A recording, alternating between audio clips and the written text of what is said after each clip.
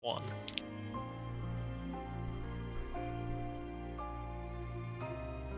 Alrighty. Hello everyone, I'm Podgy713. I'm here with Game Man of Color and AO Book. They are going to be helping me out with commentary for Kingdom Hearts 2 Final Mix Beginner Any Percent. This is on PC with some legal mods that help us skip some auto-scrollers. I'm going to let my commentators introduce themselves as well. Say hello, guys. Hello. Hey, I'm Book. I'm Game Man of Color. Alright, yeah. I think we're just ready to go. If you guys are ready, then I'll get us started. You guys good? Yeah. Alright. All set? Alright, counting it down then. 3, 2, 1, go.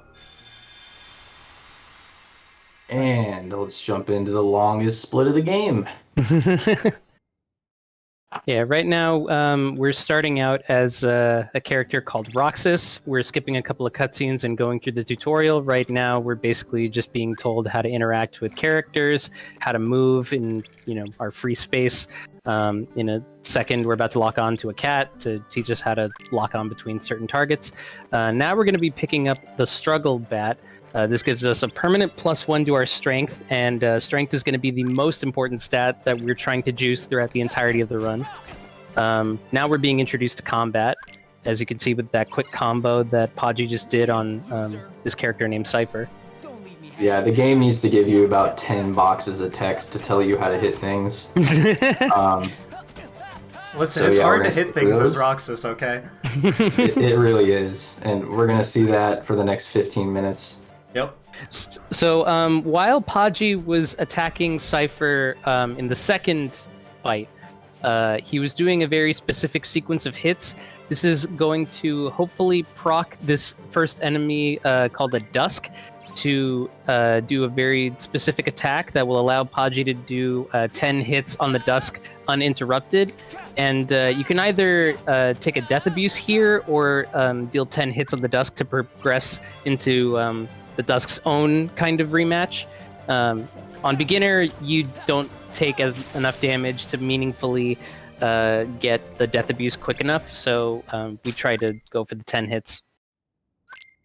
Yeah, and that RNG manipulation combo that he did to Cypher and the combos we're going to be doing on the next couple of fights, we carry for the next 2 or 3 fights. After that, fights become a little bit more unpredictable and uncontrollable, so we can't carry it much further than that, but for the next couple of fights that we have, we get to completely predict what's going to happen, which is really nice. Yep, but first, so it's summer vacation and we want to go to the beach and we need money, so we're delivering mail to various people and birds. You can't forget the birds. You can't forget the birds. And usually the game wants you to, get a lot of money, but you can literally do one job and then go to Hainer, and he's like, that's it? And says good, or no, he says good job or something like that in this cutscene, and they're just like, oh, well, we got it, it's all good. Yeah, I believe if you get the maximum count, then you get extra AP on top of it. It's like 2 AP. Yeah, only 2 AP for sitting there for a half hour doing odd jobs. Which on crit is meaningless. Right. On beginner, kind of helpful, I guess. It's not helpful. So, although that is a good segue into mentioning that we will be picking up additional AP boost chests throughout the run in order to equip the necessary combat abilities we'll need. Speaking of combat abilities, we just picked the sword there to have an offensive ability route. Because it's beginner, well, actually every single difficulty route now picks the sword. Except level 1, but level 1 is weird. Well, actually, no, level 1 does pick up the sword, but you don't ever level up, so you don't get the abilities. Right, you pick up level 1 because it's the you pick up the sword in level 1 because it's the closest item to pick up. Yeah, the least amount of movement time. Yeah. I think a runner has picked up the staff just for the memes and was like, hey, it's level 1 staff route. But yeah, that was our first menu of the game. I just flipped the camera because in the vanilla version of this game, the camera was correct. And then in Final Mix, they flipped it and made me have to open the menu and fix the camera. We also turned off summon animations and put on an ability called Aerial Recovery. That just makes it a little bit easier in case I get hit into the air to recover aerially. Get it? Ha. Cool. Yeah, So here we got Twilight Thorn. The beginning of this fight is just what the essence of Kingdom Hearts 2 is, which is press triangle a lot. So he's going to be doing a lot of triangle pressing for the next about 45 seconds or so. Yeah, And then we're gonna specifically get to the these actual fight. reaction commands come up, and basically anytime the game allows you to press triangle to do a cool thing, that's the game giving you a reaction command. Oh, a little sly thing that Podgy did while Book was giving his introduction to Twilight Thorn. He tossed the potion. That wasn't because he somehow took a hit that nobody noticed. It's to free up his item space. Yeah, beginner doesn't really worry too much about needing to use potions. And in the other difficulties, a lot of times we have to worry about party members dying and reviving them to use some of their attacks. But in a beginner, it's pretty rare for that to happen. And we don't take too much damage until end game, so we're not really worried about healing ourselves. Podgy's gonna do 4 combos and hopefully 1 extra spare hit on the... Yeah, there we go. Perfect. And so now Twilight Thorn is way gonna harder approach. than it looks. Alright, Podgy's gonna try and hit these 2 creepers with his finisher to repel. Good. Now he's gonna do a couple more combos. Double RC to swerve around. Good RNG too, because Nice. the reversals Right there. put me away from the creepers, so I didn't accidentally kill him and get extra experience that I don't actually want right now. Yeah, it is something to note, actually. For about the first few splits of the game, actually, we want to be a little bit on the lower end of experience, and what we can explain a little bit later when that becomes pertinent why we want to do that. But as of right now, we kind of want to avoid as much of it as possible. There's a So sweet right- spot, basically, yeah. So right now we've moved on to the struggle part of the game, which is basically we are in these little summer matches with some people from Twilight Town's community, and the name of the game is to beat all of the orbs out of them and collect them all until we have 200. Yeah, and this is the worst fight in the game. This is by far one of the most annoying parts of beginner's early game, is this fight in particular, because you do not have an ability that critical mode and level 1 have called draw, which lets you suck up the orbs faster when they hit the ground. But Hainer is also extremely aggressive. Hainer's aggressive and has like multiple draws on his own. Yeah, so it's... He has 2 draw rings, 3 draws equipped. It's ridiculous. But the good news is Podgy was able to dispatch of Hainer pretty quickly. Now we're moving on to Vivi, and Vivi is less aggressive, but definitely more punishing, I would say, than Hainer. Maybe y'all feel a little bit differently. Well, they're about the same, but like, it's easier to do Vivi than it is to do Hainer, but they're both obnoxious if you mess up. BB is like, oh man, I accidentally hit the X button a frame too early and Roxas jumped instead of staying on the ground. Well, there goes 15 seconds. Alright, so now we've got Dusks, 3 of them, in a round right after Vivi, and this is probably, this is when we would get the level up. Really clean fight there. You basically, with these multi-dusk fights, the goal is to just keep them as grouped up as you possibly can by target switching, and just doing a bunch of empty hits to not knock them away with finishers. So this is a member of a group we'll be seeing much more of later on in the game called Organization 13. This particular member is named Axel. He's trying to hunt down Roxas to bring him into the fold, even though Roxas has no idea how he fits into the group whatsoever. The good news is Podgy was also able to dispatch of him pretty quickly, so now we've moved on to Setzer. And Setzer tells us if we throw the fight, he'll make it worth our while, so we listen to him and really throw the does. fight. He really does. And to put a little extra context on it, what makes it worth our while is that Setzer gives us a metal accessory that boosts our strength by +1. So already we're getting as juiced as we possibly can. Yeah, the Setzer can definitely troll you. On beginner, we do have to take a lot of hits for him to actually beat us. And sometimes he just likes to jump away from you and waste some time. Yeah. You can hit him immediately as he jumps away if your positioning's really good, but it can be pretty tough. Yeah, I messed up twice. What are you gonna do? Yeah, It's one of those things that's deceptively skill intensive. It really is. Basically, everything in this first split, in this first world, this Roxas section it looks really easy because we don't really have any tools. We're just jumping and attacking things, but jumping and attacking things with this character is very tight. As we like to say, Roxas likes to have rocks in his pants, because like he's very heavy to control and he's very clunky, and it's meant to get a feel for meant for you to get a feel for like the mechanics of everything. And eventually, spoiler, we're gonna be controlling Sora, like how you guys saw Guy controlling Sora in the previous marathon run. Shout outs to him, good job to him. But Sora controls much better, and like it's meant to like feel like a progression kind of thing. Sora was asleep, and for some reason he just like dreamed like he was training with Goku or something in his dreams, because he fights so much better in this game. He was in the hyperbolic time chamber. He was. So we're at the section where we are effectively doing our independent study before the next school season starts. We forgot we had homework. So we are investigating local oddities called the Seven Wonders of Twilight Town.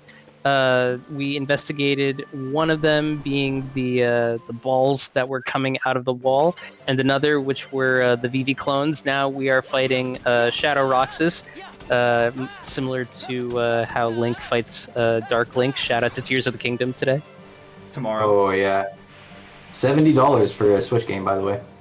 It looks worth it. It does.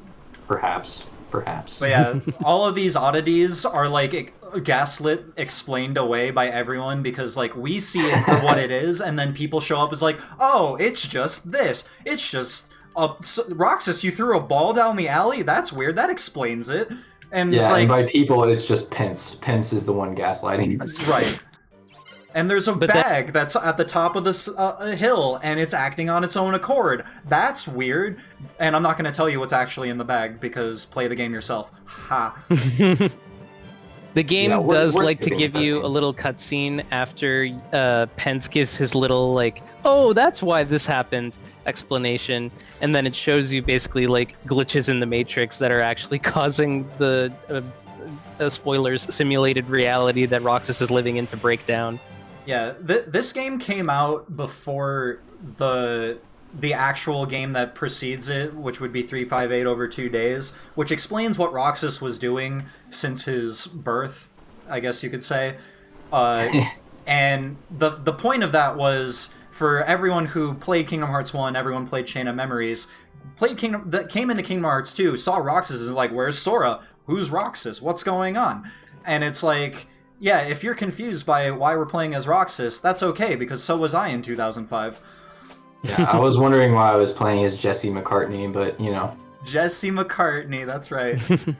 I did actually go back and play Chain of Memories after I had played 2, and I was like, oh, this makes sense, but why did they put this on the Game Boy Advance? Right? That's true. At least they have Recom now, and it's a fun game. I like it. I've never played the GBA version, but I've heard that it's better. It's beautiful. GBA is the actually sprite work surprisingly is good. Sublime. I totally recommend. All right, so we are getting into the last stretch of the Roxas section here. Now things in this simulation are like hitting the fan. The nobodies are breaching, and it's time for us to get our boy Sora woken up, pretty much. So everything's frozen right now. Oh, that sucks. It's okay. Oh, didn't get the. That was a bad spawn. Combo there, yeah, that's okay. So that enemy that Podgy just defeated is it's a specific nobody called an assassin, and not only does it have just like point blank attacks that can send Roxas flying, past half health they can also explode. So getting a hold of them, it's not necessarily the hardest thing in the world, but if you slip up, you can get punished very quickly. Even at one hit, they'll explode if you don't position correctly. Yeah, they're also very similar in some ways to a Heartless that we're going to be seeing pretty soon, called Shadows, because they like to go underground and waste a bunch of time. True. And we will be seeing that here pretty soon in the next fight that we're going to be doing. But first, we need to do a couple things in this mansion here. Yeah, we were told by an omnipotent voice to go to the mansion. So naturally, we listened for some Yeah, reason. Roxas is a clairvoyant, and God is speaking to him. He told us to go to this mansion, so... And also to run into that banister, but it's okay. God works in mysterious ways. What can you say? We were just... Also, I want to bring up, Go ahead. real quick, sorry. This split has shown us a very large amount of what might be the hardest tech in the game, which is skipping cutscenes. Skipping cutscenes in this game is harder than it looks because they all have different timings. So that is something to keep in mind. Yeah, it's usually when they fully fade in, but sometimes they fade in at different times, and it's just really obnoxious. So this is a basement You'll fight. notice, you'll notice Podgy Obnoxious. intercutting a few of his spare hits with reversals just to keep the Dusks immobilized. And then hopefully, Yes! anytime This the is- assassin willingly pops his head above 2D mode, that's when you know you have a good fight. That was a quite good fight, actually. He dispatched the Dusks very quickly at the beginning of that. When you kill 3 Dusks, the assassin spawns, so you want to time it so that you kill either all 3 or 3 or all 4 at the same time, so that and be positioned next to an assassin spawn. So yeah. Now Axel's mad at us, even though we do finally remember him. He says he's very flattered, but he still wants to beat us up. So we're using 2 Keyblades to beat him up. This will be a little bit of a taste test for being able to dual wield Keyblades in a little while. Once we start playing as Sora, which should happen in about the next minute. Yep, this is the end of Roxas. He's coming up to... He just saw Donald and Goofy sleeping in pods, and he's going into this room that has the pod that holds Sora. And Sora's like, I don't know what's going on, let's go find our friends. And now we're Sora with Donald and Goofy, so... Oh my god, that menu is awful. Anyways, that menu is... That's the hardest menu in the game. Taking Goofy's potions are legitimately one of the hardest pieces of tech in this game.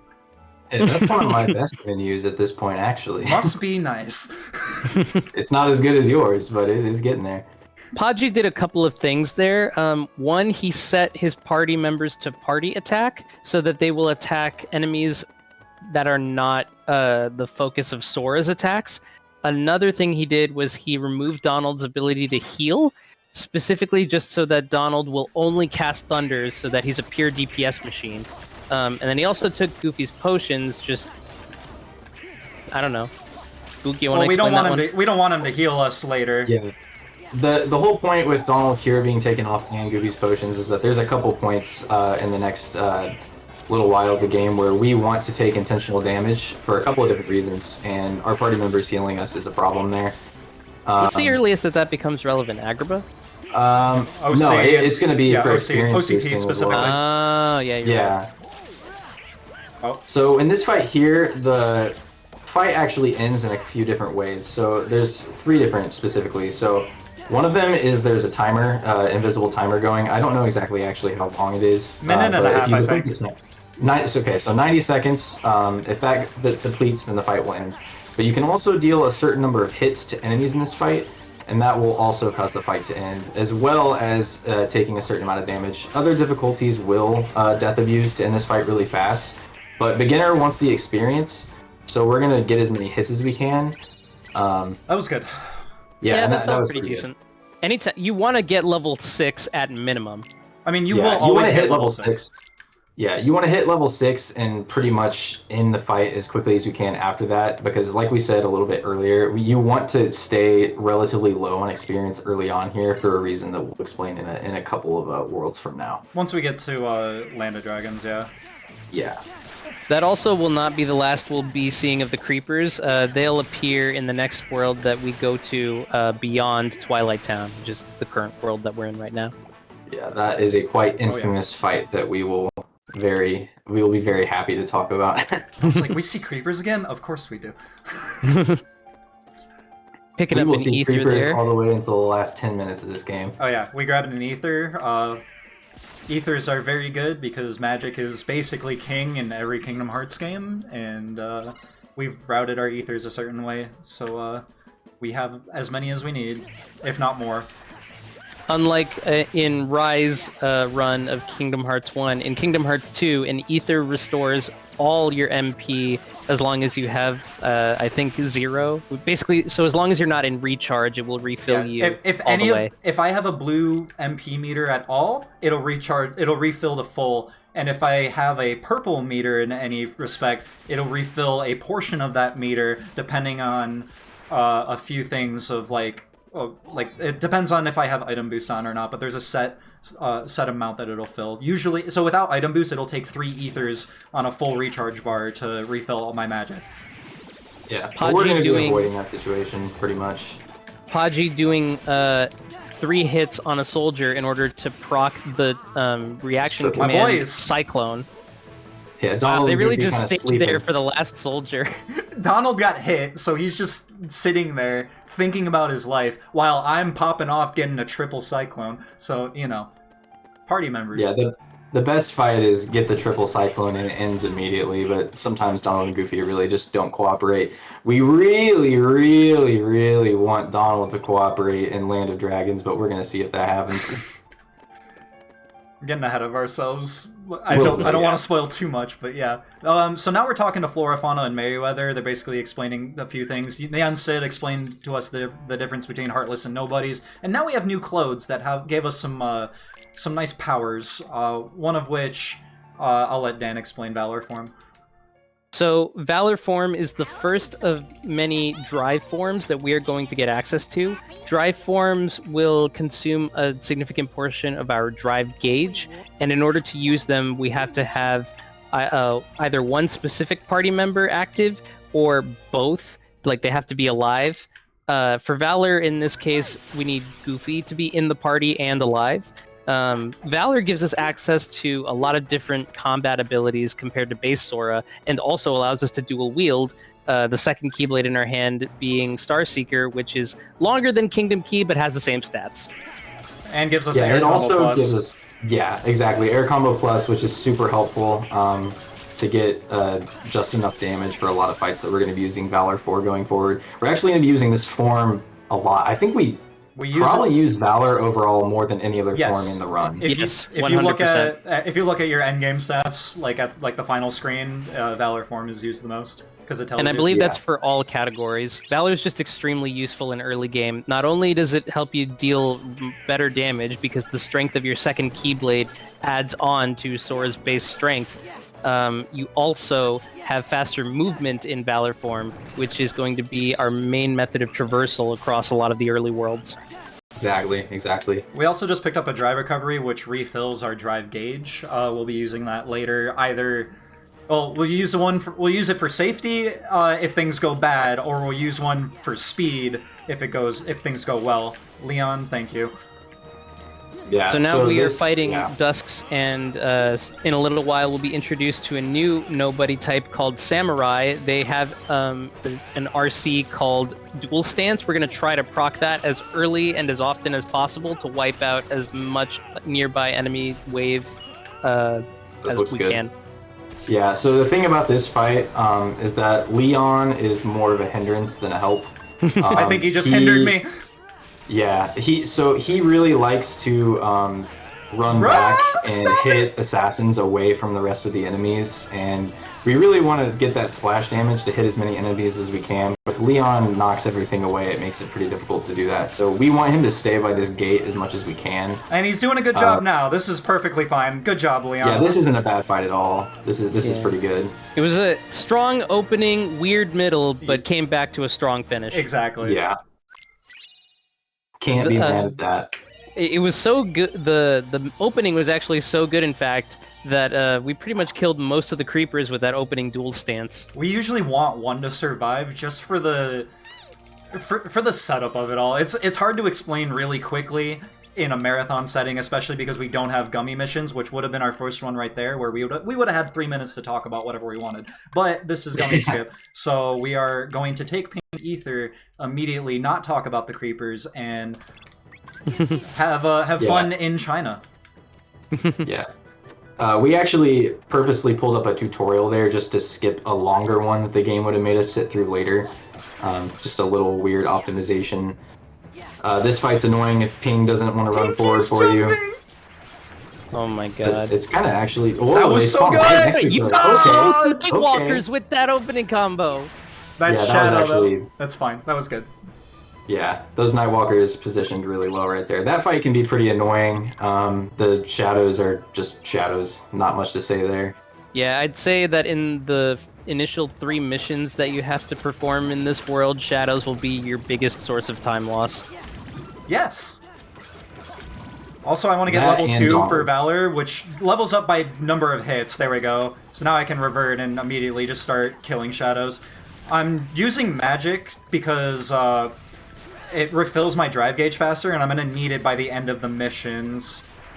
Nice. Fire is also a multi-hit magic cast, which basically is able to... it has a likelier chance of catching the shadows when they re-emerge from the 2-dimensional plane. Yeah, it is a very good tool for dealing with shadows specifically, so it is extremely nice to have it here, especially because of how many of these we're fighting. This fight's pretty cool because we're gonna let Donald aggro that guy, swap him out, so he's dead. Okay, so normally that guy would aggro us. Yeah, normally that Nightwalker, after Donald hits him and we swap him out, he would aggro Donald because Donald hit him. But since we swapped him out, he switches his aggro to us, and it lets us kind of clump those guys up. But I messed up, so Donald killed him, but it's okay. Yeah. But now he's not helping, so... Yeah, we want Donald to kill this guy, but he's not doing a great job. It's okay. It's fine. I messed up, but, like, it's okay. We traded a good Donald at the end for a good Donald at the start. Yeah, pretty much. I just glanced over at the captions. It says Donald Trump. That's pretty funny. Alright, this is a search mission. The shadows can be really helpful, or they can really just be slow. They're being very nice right now. Very good. Alright, these next 2, I want to clump them up a little bit, because otherwise they're just obnoxious. You'll notice that Podgy's drive is being very close to being completely refilled for now. By the end of this fight, Podgy wants to slap into Valor form like that. so that he can take advantage of the increased traversal speed for the next section. Yeah, that mission right there specifically is one where if Donald doesn't want to do his job, it can waste you a decent amount of time. But the shadows were really nice, so I didn't actually need Donald, so... Yeah. You know. Alright, so we're gonna get a cool little piece of tech here at the beginning of this mountain climb mission. Using target switching. A very low-key but very important piece of tech to have good, specifically mob fights in this game, is target switching, and we're going to see a lot of it. One thing that Podgy was doing as he was target switching was he set up his initial combo and then immediately transferred his combo into a finisher. This is because Valor Form has a specific ability called Omega Finale, which allows you to instantly go into a finisher if you hit square mid-combo. Dang, I had no idea that was what that was called. All I know is Over the Horizon. Everyone knows Over the Horizon. There's also Brave Shot, there's Brave something else, Beat. and then Brave Shot and Brave Beat, and then I don't remember what the other 2 are. But Sonic Strike and Sonic End. there you go. This is the level 1 guru of 1FM that knows all the 2FM stuff as well. Judgment Cut End. I'm a double threat. Alright, so Podgy wants to immediately dispatch that Assault Rider because he can be very annoying because the optimal way of dealing with these shadows is staying in one place and trying to catch as many as you can with fire. The Assault Rider will definitely try to poke you or spin you to death if you stay in one place, though. So that's why we want to take care of him first. That was good. Oh. Those shadows can be pretty weird. They can hit you out of your fires a lot, but they weren't too mean this time around, so that's good. So the Assault Riders have 2 different stab attacks. One of them is like an actual stab, one of them's like a sweep. His sweep got parried by my, what's it called? By my attack. What am I doing? I thought that parried off of ping for a second. No, it parried off of me. It parried off my Alright, so underswing. It might have you'll parried see off that, my net, actually. Yeah, you're right. You'll see that Podgy just equipped an ability called Experience Boost. What it does is pretty simple. If you're below half HP, it is going to double the experience you get. So we're going to be using that a lot in the next 2 splits specifically. So he's going to try to take some intentional damage at the beginning of this fight here to be able to get some experience. I look boost. up to spawn these rapid thrusters, and because we are under-leveled right now, they did a lot more damage than they normally do. They didn't do as much as I want them to do, but they'll be good in a moment. There we go. Yeah. And these Bolt Tower enemies here, these big red guys, give 48 experience if you have experience boost ready to go. So it's a really good chunk for the level that we're at currently. They also drop a fair amount of money, which is going to be useful for buying ethers later on. Now we're going to do a strat of my own development. If this guy doesn't go away! Oh my god. Unfortunate. Podgy's got this thing where he calls bullying Bolt Tower, which is trying to lock onto one position and just keep destroying Bolt Towers that spawn in that one position over and over and over again. It's fine now. Everything's fine. Yeah. The goal is to hit level 12 at least here. You're still good even if you're barely level 12, but hitting it full on is where you want to be. It makes us not have to kill a bunch of extra stuff in the next world to be where we want to be for experience. Let's go. Yeah, I didn't get to show it off because I got speed trap at an awkward time and I chose to take it. And usually the hitbox will catch the Bolt Tower that I spawn, but somehow he just kind of zooped his hitbox away from me and decided I'm gonna head out. And so I went and chased him, and by then I was like, okay, fine, we'll just do it the old way. I want to say that's the last ether we grabbed from a chest. Yes, it is. Yeah, that makes sense. I think that's the last one you grab in crit as well. I mean, you can grab one in Olympus Coliseum as well, but that's it. I mean, there's 2 you can grab in Olympus Coliseum, but I don't. Podgy was going into the world map and save warpings in order to get faster traversal to this fight.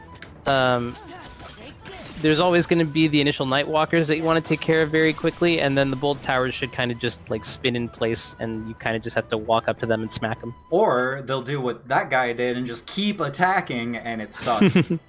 Yeah. So as far as the save warping thing goes, that's the power of loadless timer and just SSD load times in general. Yep. True. On PS3, they would walk, I think, and then now, because you wanted to avoid loads, and PS4, everyone was save warping. So yeah, Shan Yu. Yeah, Shan Yu is interesting. I'm going to do a few Valor combos here to start him out. If we're lucky, not quite. What you want to do in that situation is, proc his purple phase immediately with that finisher, but this is okay. And then you create distance from him to bait him to do that lunge attack so we can parry it. Lets us get a bunch of free combos here on him. And luckily the bird was not very mean to us here. That bird can hit you and knock you really far into the air and kind of waste a bunch of time, but he was pretty nice to us. The reason that Podgy was doing ground combos on Shan Yu, despite the fact that air combos are universally faster, is that Podgy equipped an ability called Combo Boost, which increases... Not yet. Wait, you didn't equip it yet? I keep no. So on this AP route, I keep experience boost on, and I just elect to do combo boost because, or not combo boost. I do ground combos for the revenge value of it, not for the combo boost aspect. Oh, combo boost will not be equipped until Timeless River. Yeah, that's my bad. There are other beginner AP routes that choose to equip combo boost for that fight. It's all good.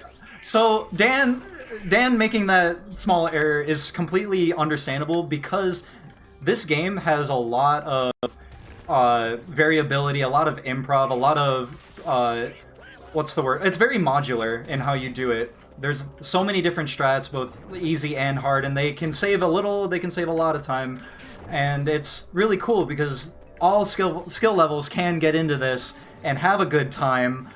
Like get a good time like speedrun wise and have a good time like have fun, but like I'm electing to do some of the more difficult routing stuff. There's like maybe a couple things that I still don't do, and that's just because I don't have a lot of time all the time to learn new things. Alright. We are in Olympus Coliseum right now. No, this is the underworld, Book. Yes, okay. Well, that is technically true. However, regardless of that, this split might be considered by most runners to be the most toxic. This because is probably it is the most toxic. the most RNG infested portion of the entire run. This isn't the one where RNG will determine the most time lost, but this is an incredibly chaotic world split to undergo. We're about to do the specifically most because of chaotic this part of it. fight. This is Hades' Escape. We are going to be locked onto 3 different tiers of Heartless waves. We have to dispatch every single one to be able to get out of here, and the person that is going to prevent us from doing so quickly is Hades. Hades He is going to throw fireballs in your face. He is cold-blooded. He really likes to make positionings and setups really hard for this fight, so we want him to be nice with his teleports. To let us just kind of get as much damage as we can uninterrupted. We want to use our party members as meat shields here as best we can so that they take the fireballs for us. We also want to hope that they don't dispatch the enemies so far away from us that we can't lock on and continue to deal damage, but luckily Orin didn't make things too dicey. Yeah, this is looking pretty decent so far. This final tier is gonna determine it.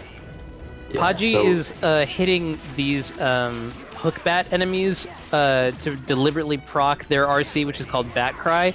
It allows Sora to 1, be completely invincible, but 2, deal a wide AoE damage. Yeah, that was a really good Bat Cry. He was able to clean up that wave pretty quickly there. Alright, so and I guess this is the first limit that we've been exposed to? Yeah. Yeah, this would be. So this is Orin's limit, Bushido. It's kind of finicky. It likes to whiff a lot, but it is pretty good at dealing with this final wave of enemies. We just have to clean up this large body here, and then we are done with the fight. That was actually quite good. Yeah, that wasn't too bad. It was... I'm going to call it average just because it can go a lot better, but with Hades being a butt and this being a marathon, I call that a good fight for a marathon. For sure. Yeah. I don't like All right, time to go to another fight that is a little bit weird. So a little bit more context for limits. Limits are special attacks that consume all of Sora's MP and require the other party member that you perform the limit with to be alive. Your combat actions are primarily limited to usually only 2 actions, either what is slotted to your triangle or your X command. But we will encounter a few others later on that allow for a little bit more flexibility. Yeah, limits later on especially will become one of our most important damage dealing tools, but we're going to use Orin's here in this fight as well, but first we need to try to get as much damage as we can here. Cerberus is a little weird. It seems like if you keep the pressure up on him, he won't jump away from you as much, and Podgy did a pretty good job of that. We didn't see him jump there at all, he just spun. If you don't keep the pressure up, he'll kind of jump around the arena and make it hard to get quick damage on him, but he's making pretty quick work of the fight. That was good RNG. Yeah, it was. He didn't jump around at all, and after this RC, it's just going to take a few combos and the fight's going to be over, so very good fight. Yeah. On other difficulties, Cerberus is usually so impactful with his jumps and annoying with his attacks that we actually just kind of bypass fighting him as Sora and let Mickey Mouse deal with it. But on beginner, like we mentioned earlier, it's very difficult to take so much damage that you actually die. So it's faster to just, so let the Keyblade go burr. If we want to talk about the differences in the difficulties, like, we'll call standard 1 times damage given, damage taken. Beginner, you take half damage and you do 1.5 times damage. And then, like, Proud, you do the 1 times damage, you take double damage. Crit, you do 1.25 times damage and take double damage, and you get less HP overall. Yeah, Crit is kind of a glass cannon difficulty. This one's just cannon. Yeah, you were... Yeah. Yeah, that's the best way to put it. You are a cannon. You are a cannon. So And this is Phil, Ern's. Yeah. It's Phil likes to train us, like how you guys saw in the first game. And the training's a little bit different. We're not smacking barrels, we're smacking urns and collecting orbs. but we don't even get a spell out of this one. No. What's up with that, Phil? We don't get to we play don't hero. get a spell, and we don't get draw to use here either. Crit gets a little bit of privilege in this because these orbs like to go all over the place, and we just kind of have to deal with it. Pretty good early big urn spawn there, so not too bad. I like to think that Phil is just having us do this to make sure that Sora's Keyblade swinging arm is up to snuff. Yeah, for sure. Sora's really bad at aiming, though. He likes to target things that are 10 yards away from him, so... True. So now we are descending back into the underworld, but before we go into the other area that we weren't allowed to enter before, Podgy is going to pick up a power boost. I'm actually going to use it now. This is a permanent +1 to our strength. We're just going to be juicing that as often as we can. Yeah. Normally I don't do that menu right then and there, but I didn't like my experience out of Hades' Escape, so I'm gonna kill a ghost on the way for an extra 50 experience, and it's easier with the power boost and the aerial dive ability that you will see in about 2 seconds. This one right here. That. Yeah, aerial dive is probably one of the best combo modifiers in the game. It lets us close distance pretty well on airborne targets, and it has so many hits. It deals a very large amount of damage compared to just the normal air combo starter. In general, any combo modifiers that swap Sora's base hits for multi-hit swings are just straight upgrades. Unless it's dodge slash. Unless it's dodge slash. Or aerial sweep. Aerial sweep is bad in this game.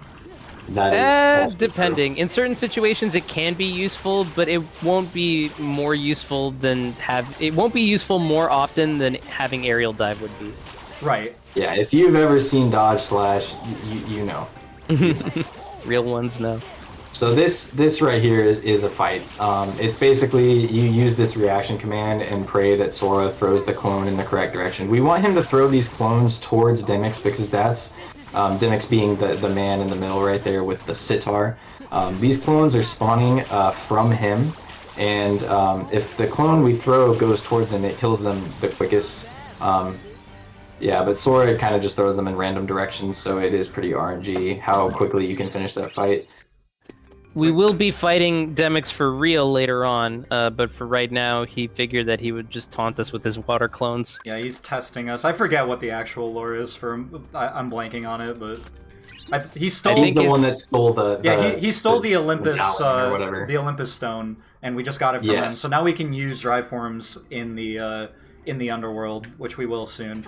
But yeah, but like he doesn't want to fight us just yet. Podgy is deliberately taking damage here so that he can trigger experience boost's threshold once again. So now he's under half health. He should get double the experience. Goal here is to hit level 14 before the very end of the whole Pete fight here. This is actually a two-phase fight. Right now he's just spawning a bunch of Heartless. We want to kill as many of them as we can. And then the next phase is going to be actually fighting Pete. I was too far. It's fine. Yeah. Pinballs here, but we're definitely good on experience after killing that ghost. It's not too worrisome. Alright, now that Podgy has caused Pete to retaliate on the ground, these three soldiers are going to spawn in, and because one of them was close enough to Meg when Podgy cast that fire on the soldier, he was able to instantly go into the Cyclone reaction command. He's going to try to take him out right now, and there we go, fast bat spawn. Yeah, it's really important to get that specific timing on the kill for that soldier to make sure that Pete quickly spawns in those bats. Otherwise, he won't do it. We're going to go into Valor form here. There's the level up.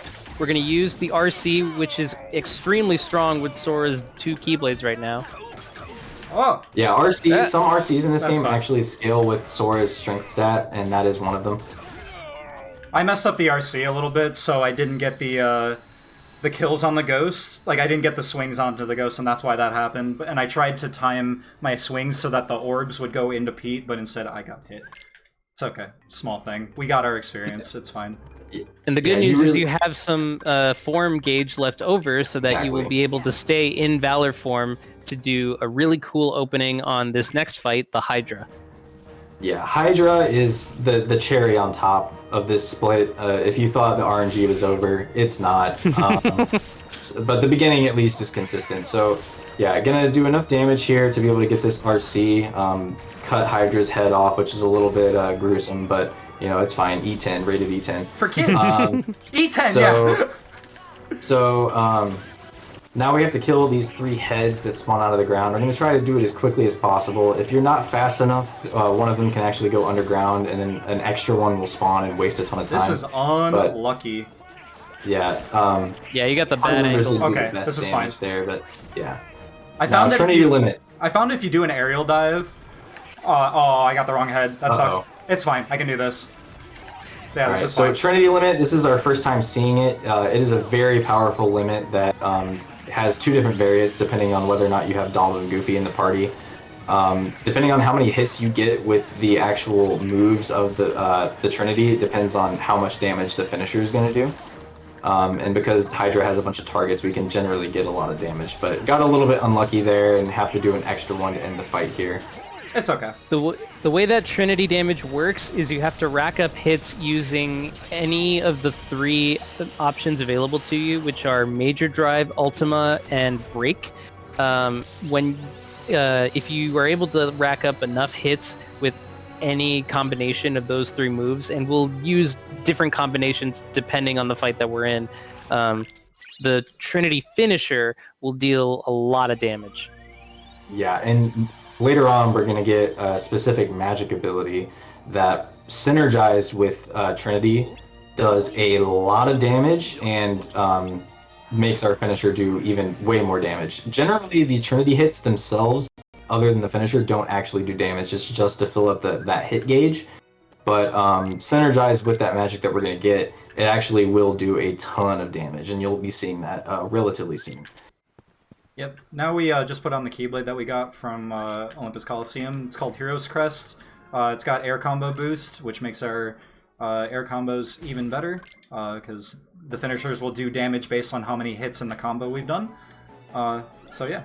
But first, we had to go see Pooh, and then these Heartless are making Pooh's life hell, so we have to help them, or help Pooh out by beating him up. So you notice that Podgy used Major Drive in his Trinity there, but he aimed it away from enemies to not rack up hit counts. That was deliberate in order to get the finisher out as quickly as possible, which just deals like a minimum amount of burst damage that will insta-kill all of the Heartless that are left alive. Because they're such Yeah, low if you get a bunch of hits there, it just takes extra time to get to that finisher, and it's kind of a micro optimization that saves like a second. Yep.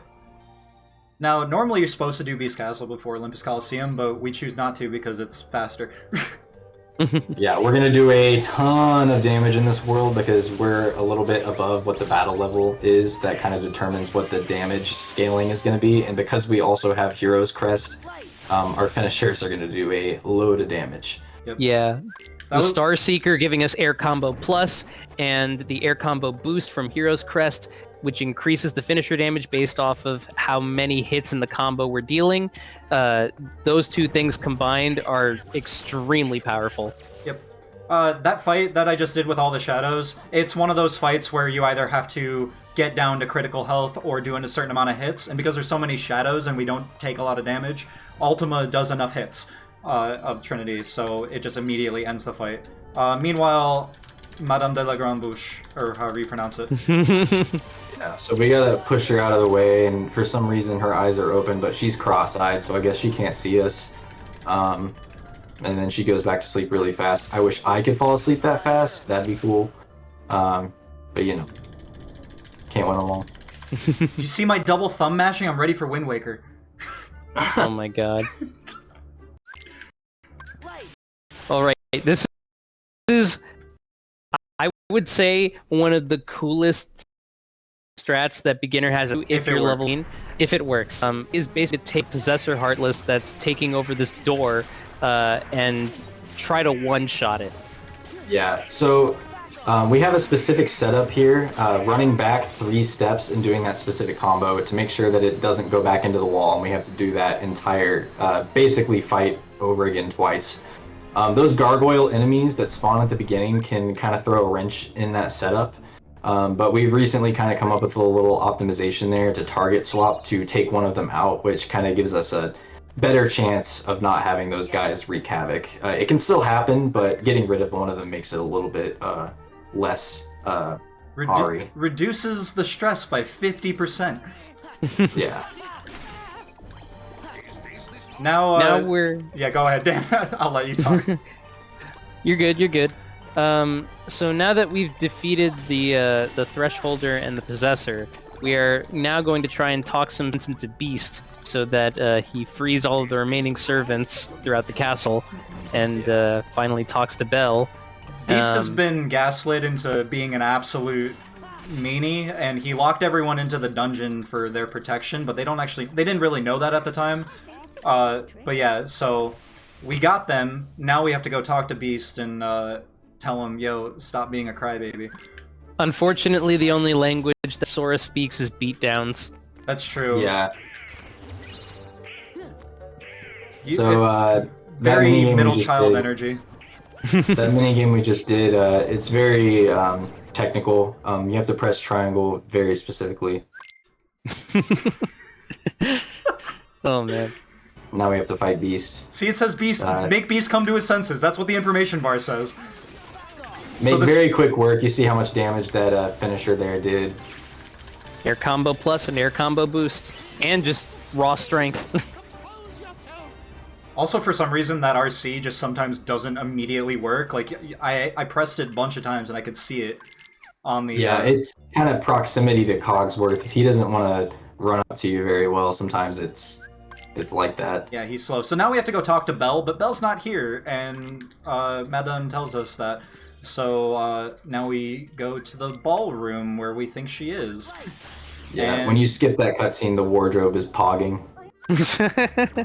Yeah, and we hear Belle in the ballroom, and oh my god, it's that thing that we just killed the first time.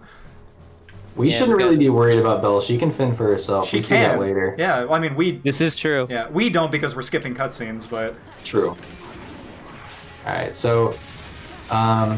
this fight has a few specific things that aren't really obvious to the naked eye at first. We ran backwards at first there to bait a certain attack that wastes a lot less time.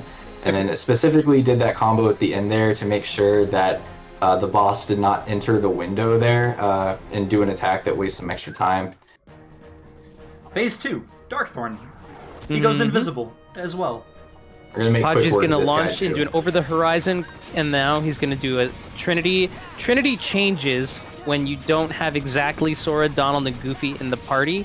If you have any configuration of the party that is not Sora, Donald, and Goofy, Sora will do solo Trinity, which basically allows him to do the break part of the group Trinity by himself, which closes in on any particular enemy that you're locked onto. And remember how I said we were over-leveled, or how Book said we were over-leveled? That's why that was so fast. Yes. One thing to keep in note, and this is something that will kind of get explained in bits and pieces as we progress through the run and it becomes more pertinent, but when it comes to solo Trinity, it allows us to get a lot of extra damage on some bosses in this game without having them retaliate, because it doesn't something that's called revenge value, which is kind of a system in the game that makes it so you can't just endlessly stun lock bosses. Every hit that you do, or most hits that you do, add a certain amount of revenge value, and once you get bosses to their threshold of revenge value, they will retaliate, and then that revenge value will slowly start to trickle down back to 0. And solo Trinity does not add any, so it allows us to get a lot of extra damage without having to worry about bosses retaliating. And we're going to see that a lot throughout the entire run. But first, everyone's favorite strat. Yep. Push the that mouse. Push Hold on, gotta get her set. There we go. Push the mouse. Push the mouse. Faithless Mini, let's go. Come on. We got it, we got it. Nice. Yeah, that is extremely finicky. Mini will. So the reason that strat works is because you're able to kind of just shove Mini as long as you can maintain her on the leftmost track of the hallway, but she will like to kind of shimmy her Sway. way out of that track when you when she's locked onto Heartless and tries to like throw a pearl projectile at it. I did not see where you're at on money, but I imagine I am you're good. I checked. Yeah, so we want to make sure that we're at 640 money going into this next world that we're about to be doing, because we're going to buy a couple of accessories and they cost 320 money each. We're going to buy 2 of them. So we just got to make sure that we collect at least enough money from these guys, or maybe sell enough potions if we're short to be able to buy those. Yeah, we are good, but it's nice to still have extra. There's a lot of bolt towers that are just around, so might as well, you know? Yeah, and the more extra money you collect throughout the run is just going to allow you to eventually buy more ethers, which is always welcome. We need as many as we can get. Yep. Yeah, we were at 647, now we're at 687. Yeah, we, very buy, good. we buy those 2 Tourmaline rings because they give us +1 strength and +1 AP, so we don't have to grab as many AP boosts. Yes. Yeah, so we'll be stopping in the Moogle shop here, which will be our first shop trip of the run. We're only going to be doing 2, and this one we're just going to be buying these Tourmaline rings. We do 3. There's the other one at the world. Oh, you're right. Agrabah, and then yep. Using AP boosts here. My menu is a little bit different because I have less ethers because Hydra happened. Yes. But it's okay. Yeah. We are good on ethers, even with needing to use 2 on Hydra. Yeah, recently there's been a couple of new strat variations that we're implementing that save us a couple of ethers, which is really nice.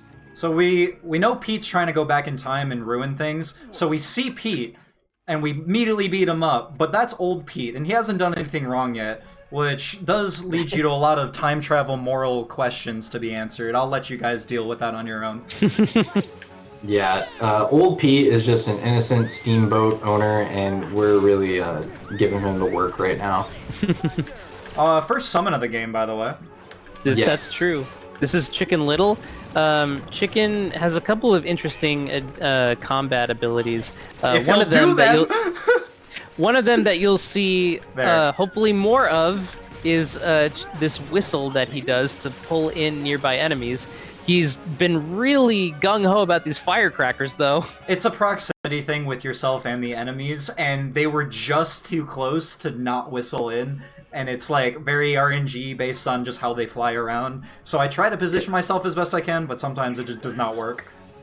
Yeah, we will be relying on Chicken Little a good amount for the mid-game just to clump enemies up, but yeah, he can be a little bit temperamental, and we're going to be seeing that a lot, especially coming up pretty soon. Eventually we'll phase Chicken out when we have a particular spell that basically does what Chicken does, but we won't have that spell for a while. Really good window there. Yeah, that was nice.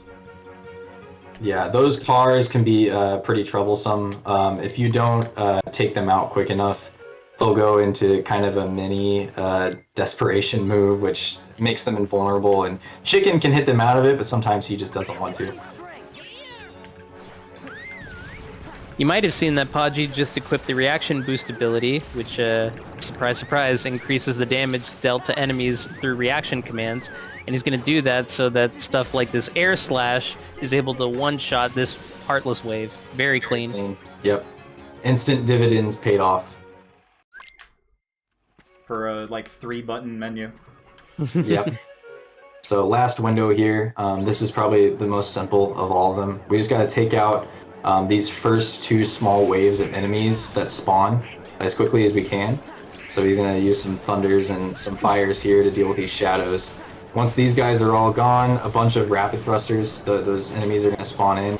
Going to use a Trinity here, try to whiff as many of these hits as we can, just like we did in that one fight earlier, to just get straight to the finisher and finish the fight. My positioning was too centered to get that, but it's fine. Yeah. If you're close enough to the wall, you can whiff a lot of those hits.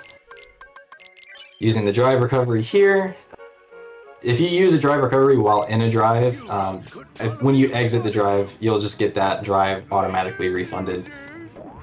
So this is the Pete that we were trying to stop from doing bad things earlier. He's stolen the cornerstone of light, which is a thing that's giving Disney Castle, future Disney Castle, its power. Yeah. So this fight is a bit RNG. We're on this hook right now, trying to destroy this box. This RC, if you are in the middle of your finisher animation when it comes up, you will not have enough time to hit it, and you will get thrown off this hook, and it'll spawn Heartless that you'll have to kill before you can start attacking it again. Sometimes you just get really unlucky and get thrown off, but that did not happen this time. You might have noticed that Podgy also stopped to pick up a chest with a synth item in it. That's because when you go to a Moogle and go to the synthesis page, if you've collected one, just one synth item. Yeah, that's interesting. He was so close to the HP gate, too. If you collect one synth item at least, your reward is a free elixir, which is an item that restores your MP no matter whether you're in recharge or you have any kind of blue meter, and fully refills your HP. So we're definitely going to try to take advantage of that, like, way further down the line. Yeah, that's going to come up a while from now, but preparing for it now for sure. Yeah, this fight right here with Pete, basically it's just he has a few different phases, and you got to push him to a certain amount of HP to trigger him to change them. Valor Form does a lot of damage with air combo boost, so we kind of just go combos that go straight to their finisher to be able to kind of push through this fight. And then reaction boost, they just kind of shreds the last phase there, as you can see. That was so we just picked up one of the most busted spells that we will use throughout the rest of this game. The busted spell. Reflect. It is 10 MP, so it is the cheapest in terms of cost of any of the spells we have in the game. And it allows us to deal, it allows us to be invulnerable through certain attacks. And it also deals damage to enemies if they touch the shield with any kind of attack whatsoever. So we are going to be taking advantage of it. It does way too much damage. Yeah, they scaled it up from the vanilla version of the game. It's very good. We're going to be taking advantage of it as often as we can. But first, we're summoning Chicken here so that he'll bring in the pirates, so that when they're all grouped up, they all get frozen due to the blizzard casts. Yeah, this is the copyright claim world. The music here likes to really hit you with that. Yeah, so those pirate enemies are pretty interesting. Magic affects them very interestingly. If you use blizzards on them, they'll freeze. If you use thunder on them, it kind of like paralyzes them and makes them move really slow. They basically have different effects depending on what magic you use on them, and it also just does a ton of extra damage to them compared to normal enemies. So we're going to be really abusing that in fights where we have to fight those guys. Ideally, you never want them to get hit with anything that would trigger the fire status effect, because then they run around erratically with their pants on fire. Yes. I used Chicken Littles on it right there to get a little more summon experience. Yeah, some cheeky experience too by killing that one Heartless. Adjusted my customize to include Thunder and Reflect and Ethers instead of Potion, Fire, and... Well, Thunder was there already, but now it's in a different spot. Will we get the Ether? Will we get the extra Ether? Oh. Nope. Sad. Sad. Sad. Another thing to note about the pirates is that they're only susceptible to damage and status effects, no, but damage definitely. They're only susceptible to damage if they are in the moonlight. So it's Curse of the Black Pearl lore. Yeah, there you go. So this fight right here is a time fight. We have a basically endless amount of these guys that will spawn in. Chicken does a good job usually of pulling them in for us to get some collateral damage with blizzards. The goal here is just to take out as many of these guys as we can, collect the money, and also try to get as much experience. Obviously, we want a bunch of money, as much money as we can from this fight to get as many ethers as we can, and experience is always really nice. You don't have to be too specific here. It's pretty hard to have a bad enough fight where you're like worried about experience. but you still want to be as diligent as you can, not run out of MP so you can get as much damage as possible. Chicken got the summon level up right there. Yeah. Summons in this game level up when you deplete one section of their summon gauge, and your reward for leveling up summons in this game is that the next time that you use a summon, their max gauge increases. So you might have noticed that Chicken ordinarily was coming out with a max gauge of 3. Next time he shows up, he should come in with a max gauge of 4. This also applies to dry forms as well. When you level them up, their max gauge increases. This fight coming up, we're going to see right at the beginning here if it wants to give us a really good fight or a slightly scuffed fight. Yeah, so we're going to really rely on Chicken to help us out in this fight. Sometimes he can be a little bit of a jerk, but this is starting off good already. That middle pirate right there isn't running towards us. Yeah, he didn't want to walk forward very well there, but yeah. It's fine. We'll be fine. Depending on the order or the timing which you kill those first pirates that spawn in will determine the exact pattern that these next ones will spawn in. We didn't get quite the ideal one, so Podgy will have to kind of use a little bit of a backup here to get a decent fight, but it looks like he's got them all lined up here now, so it's definitely looking pretty good. Yeah, this is one fight that we use a lot of ethers on just to keep having MP because of how much damage it does. Oh, come on, Sora. Okay. Still, regarding the runner at the beginning and everything like that, still really, really solid.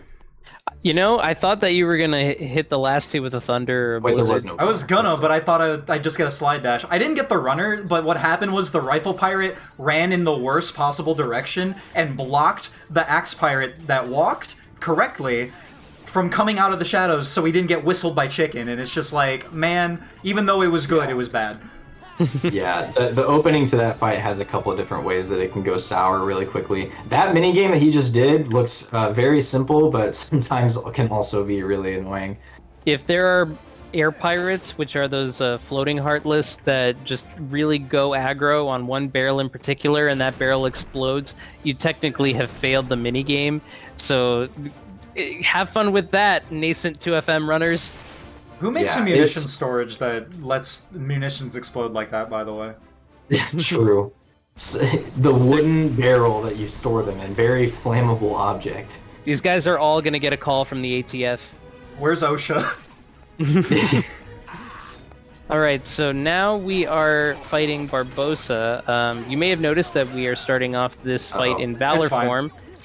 And that's because at the end of the barrels minigame, Podgy flipped into Valor form so that, one, we could do an opening that's particular for this fight, but also because of that increased traversal speed. Yeah, for a boss, Barbosa is just as weak to magic as the normal pirates are, so he just stays frozen, and you basically just unlock him. Thank you, Pirates lore. Yes. And now we're going from the lore of the sea to the lore of the desert. Yes, this next world, there's some important things that we're going to be doing here in terms of using a form. Actually, we got this new form back at the end of Timeless River. First off, this is Agrabah. It used. Yes, this is Agrabah. We're going to try to die as fast as we can here. Sometimes it's hard because these Heartless don't want to cooperate. But they did. Good RNG. Yeah, thank God. We're going to buy some ethers at this shop and also grab the elixir that we were talking about before, which will be used quite a bit later. For context on what bad RNG looks like on that death abuse at the beginning of this world, the Luna Bandits, which are those Heartless that were meleeing us to death, they have one of two attacks that they like to perform when you smack them. One of them is that kind of like alternating scimitar hand combo. That's the fastest attack that they can do. You really want to see that happen. The other one is them effectively doing a headstand spin, and you do not want to see that one because that ends up being slower. It's so slow. Yeah. But now we're in Wisdom form, which is our next form that takes the power of Donald, and we get to use an ability called Quick Run. And we're going to try to level up Wisdom form so that we have access to Quick Run as base Sora. Valor form leveled up with just dealing melee hits to enemies, but Wisdom Form levels up by collecting Heartless kills. So every Heartless that you kill in Wisdom Form is 1 experience point. There are a couple of mob fights that we will try to take advantage of so that we reach the necessary level to have Quick Run as base Sora by the end of Agrabah. Yeah, Agrabah just so happens to be the perfect world to do this in because it is home to these specific Heartless that are very small and very low HP. We're able to take out big groups of them with just using 1 Reflect. And because of that, it just gives us a ton of kills and allows us to get wisdom levels really quickly. But first we gotta push Abu. And he did a pretty good push there. That was actually really good. It's a little rough that they give you Wisdom Form after Timeless River, and then you immediately go into Pirates of the Caribbean, which have almost no Heartless. It was a bit of an oversight, I think. Yeah, the game does a very poor job at actually teaching you how to specifically use and level up these forms. A lot of people casually play through these games and don't really reap any of the rewards of actually leveling these things up. Other than Valor Form, everyone just uses Valor Form because haha, fun, press the X button. The fact that we've managed to optimize the run as much as we have is due to years of community work. Literal years. Yes. Aw. I didn't get the good attack. It's fine. Yeah. Already seeing kind of how good of an ability Reflect is here. Oh yeah, Reflect. I'm gonna make him attack me, and then it's going to do a lot of damage. He did. This is a section of Agrabah where basically you have to either wait for the timer to progress, or you have to defeat all of the Heartless on a tier to progress to the next wave. It's obviously much faster if we kill all the Heartless on a specific tier, so that's why we were able to finish this with more than a minute on the clock. Yes. So that was slow. My 106 is my best. Yeah, this next fight we're coming up on is Treasure Room fight. Those little fire and ice enemies that you saw on that falling segment fight, there's going to be a ton of them in here, and this is where we're going to get our Wisdom Form levels, which is going to allow us to use that Quick Run movement ability as base Sora. Yeah, all of the leveling for Quick Run happens in this one room. Yes. Using fires on these guys to really quickly fill up the drive gauge. These fire guys are invulnerable to fire, but it still gives us the drive gauge, which is perfect, so they stay alive, so we can actually take them out with Wisdom Form. Podgy's going to keep an eye on the remaining Heartless left, and then when it gets down to right before 3, he's going to position himself to the center, swap Aladdin out for Goofy, get ready, reflect, group Trinity, do an Ultima, and then let's see if he needs a major drive. Nope, they all got the damage. That one fire globe, like, just happened to jump away as the reflect spread out, and I'm just like, I was so mad. He was a little troll. Alright, so equipping Quick Run there. So now we can use it as base Sora. Quick Run is great. It definitely makes movement faster. You have to be careful with it though, because you can only move with it while you're doing it in a straight line. So making sure that you get good angles and don't quick run into walls is really important. First Donald limit. Yep, Comet. So when I was mentioning earlier that there are other limits that don't just limit you to the base modification of, a triangle attack and an X attack. Comet, basically any limit involving Donald is unique in that Sora is still free moving while in the limit, which allows us to do a lot of interesting tech with Sora's combos while the limit goes on. And geez, that was such a fast fight. Donald's limits are 100% our most used because of how much utility there is. We have free movement and use of Sora while they're happening. So his attacks mixed with the damage from Donald's limits shreds a lot of fights going forward. In the same menu that Podgy equipped the Quick Run ability, he also slapped on a new aerial combo modifier called Aerial Spiral. It's just, we won't have... it'll be a couple of fights before we take full advantage of it. It's just a nice multi-hit combo modifier, just like Aerial Dive. It's not the first attack, it's one of the middle attacks, usually. Well, not always, it can be the first attack if we're in the air already. If We Stealing will Jax. see how finicky it can be, though, potentially. Right. And we'll point that out when it happens. Yeah, we still Stealing- still Jax Ether. Sorry, Dan. Go ahead. Yeah, so we steal Jack's Ethers, and now we have a new summon as a reward for finishing Agrabah. This is Genie. The reason we summon Genie here is because we want to do a Death Abuse for that opening fight, and you can't summon Chicken because he'll just whistle the enemies in because they start somewhat far away from you. And Genie won't really do anything unless you deliberately make him perform any of his limits. So summoning Genie and then just letting Heartless go to town on you is the fastest way we can get through that fight. Yeah, this fight here is it's a cool strat, specific timing with these reflects to make sure that we can get as much damage on this Heartless here as possible without getting shot by him. Clearing out that wave of Heartless really quickly and then using Jack's limit, which has a pretty high amount of DPS to take out these two guys. Yeah, even on level 1, Jack's limit. Oh, wow, you got it. Oh, yeah, not on PC. Unfortunately, on console, if you take out the enemies, well, actually, you can do it on cancel out of console. there. You can do it on console. They patched it. Oh, okay. Basically, Yeah. what I did is I canceled the limit as the fight ended, and it stopped the slowdown of completing a fight to happen, which saved me a few seconds. Yeah, on console too, so can you skip the cutscene on PC as well? If you use the finisher of that attack to end the fight, there is a weird kind of glitch that happens where the cutscene that happens after that fight won't happen at all, and you won't even have to skip it. That too. But that's more for like level 1 because of the damage. Yeah. Hey folks, do we have time for a quick donation? Of course. Sure. Awesome. This is almost an hour ago now from Lennox. Donated Hi, $20. Said, good luck with the run, Podgy. Thanks for not timing me out this round. That was a while back. Lennox, if you're still here, thank you so much for the donation. If you're not still here, I apologize for He's missing here. you. I see him. I was so entranced with the speed run. That is definitely why it's late, not because I was eating dinner. That would never happen. I am a dedicated host. But folks, remember that for every dollar you donate to this event, $100 in medical debt is eliminated. So that $20 donation from Lennox, $2,000 in medical debt that no longer exists for somebody. And for the event, to date, we have eliminated more than $27,000 in debt. So keep it coming. We got a couple more runs tonight, and we have 2 more days after that.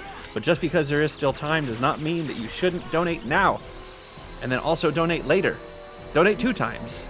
That's even better. Yeah. All right, good luck with the run. That fight has a lot going on, and I'm kind of glad that we didn't have to explain it because I could just do the fight. But it can be really finicky. It's really tight on damage.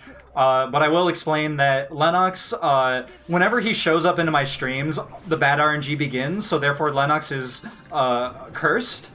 Also, he's a Toronto Maple Leafs fan, so that in and of itself makes him cursed.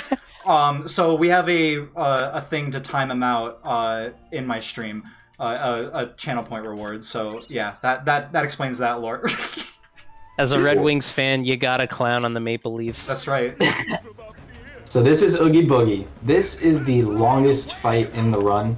It's essentially, it's by and large a bit of an auto scroller in terms of having to do this RC a bunch, but there are a couple specific optimizations that we can do to make it a little bit faster. Basically, we have to hit enough of these boxes up into his what do you want to call it? Gondola.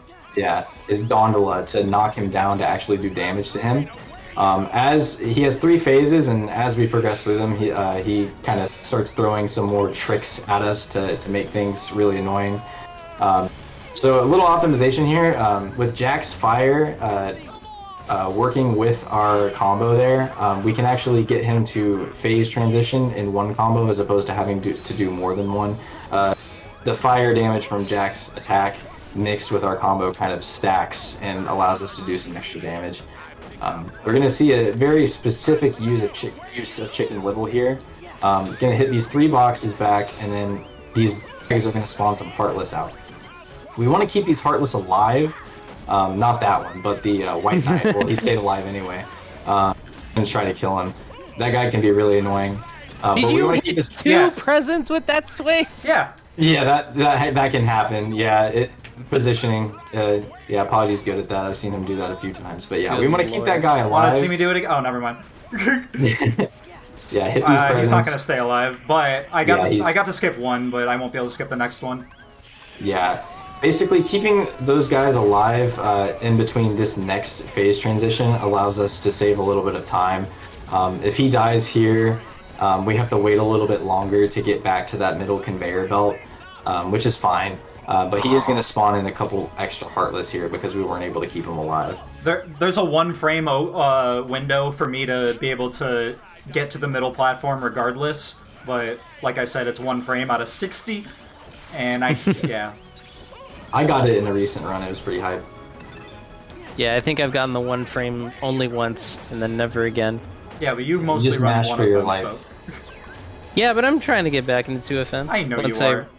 Once I reclaim 3rd and I'm just saying, 1FM level you 1. haven't had as many opportunities. That's true. This lightning attack here is pretty toxic. If you get hit by it, it'll just kind of combo you to the back of the conveyor belt and waste a ton of time. So you have to be pretty careful to not get hit by it. And if the you get back hit of on the other conveyor difficulties, belt you'll just has die. spikes. Yes. Oh, he double moved. What a Yeah, mean... that's RNG. We want him to stay in the middle there, but sometimes he'll just move again and waste a little bit of extra time. Yeah, so coming up on the end of the fight here, we're going to hope that Jack cooperates and lets us get our damage stacking effect with his fire again. Looks like he might be set up to do so. Yes, he is! Cool, so 2 combos here instead of the normal 3 that you would have to do. Yeah, damage stacking is an interesting thing that can be applied to a few different situations, depending on, you know, Jack's fire is one of them, Donald's limits is another. We'll be it's a doing very it cool piece of everywhere.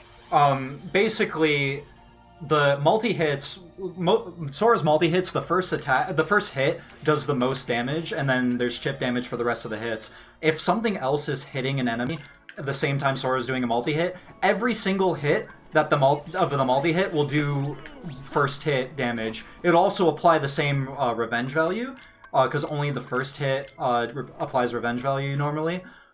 So it's a trade-off, but sometimes it doesn't matter, and that's why we do that.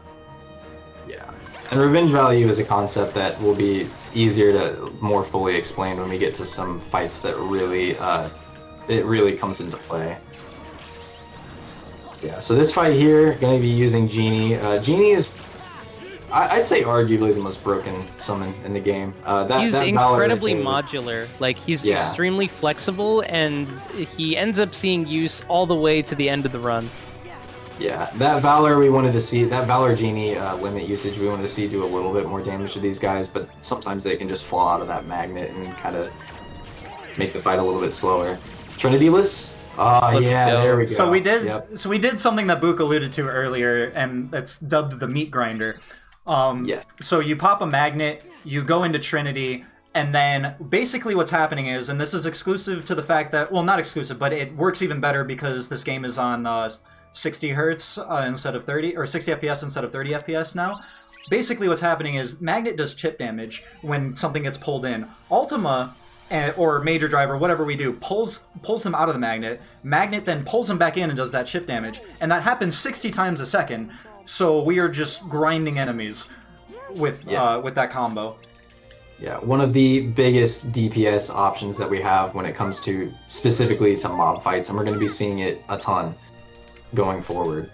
The reason that we visit Twilight Town when we do, because technically we could have visited it upon finishing Agrabah, but the reason that we go to it when we do is because finishing Halloween Town gives us access to Magnet, and as you can see, having Magnet and Trinity combined together is extremely powerful. Yeah, and if we were to try to go to Halloween Town after doing this, the battle level there would actually increase. No, and not yet. the fights would become... Battle level Oh, won't no. increase until 1K.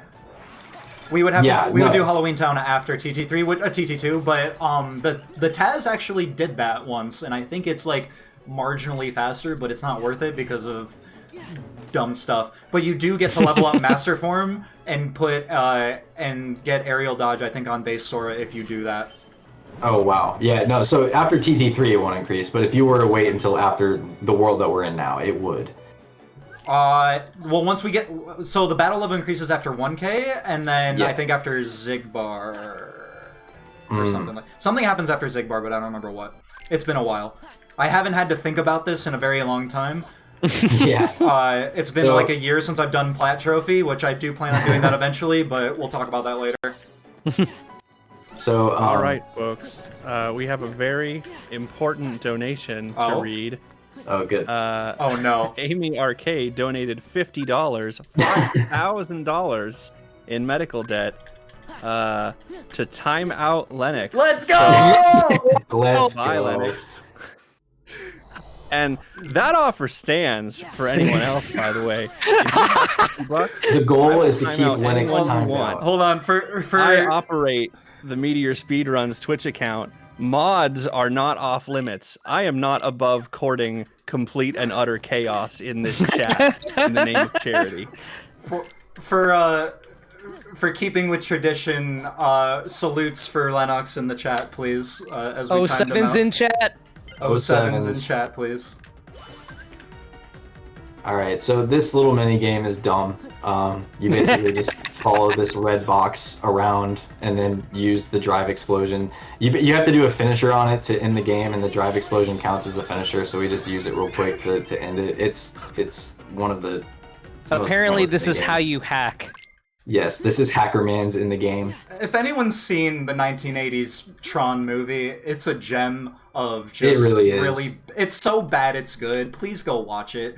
As someone who I'm a tech person. I'm getting my master's in information security right now. As someone who has generally decent knowledge of this stuff, Tron is a gem. Yes, yes, yes, yes, yes. No, no, no, no, no, no, no. I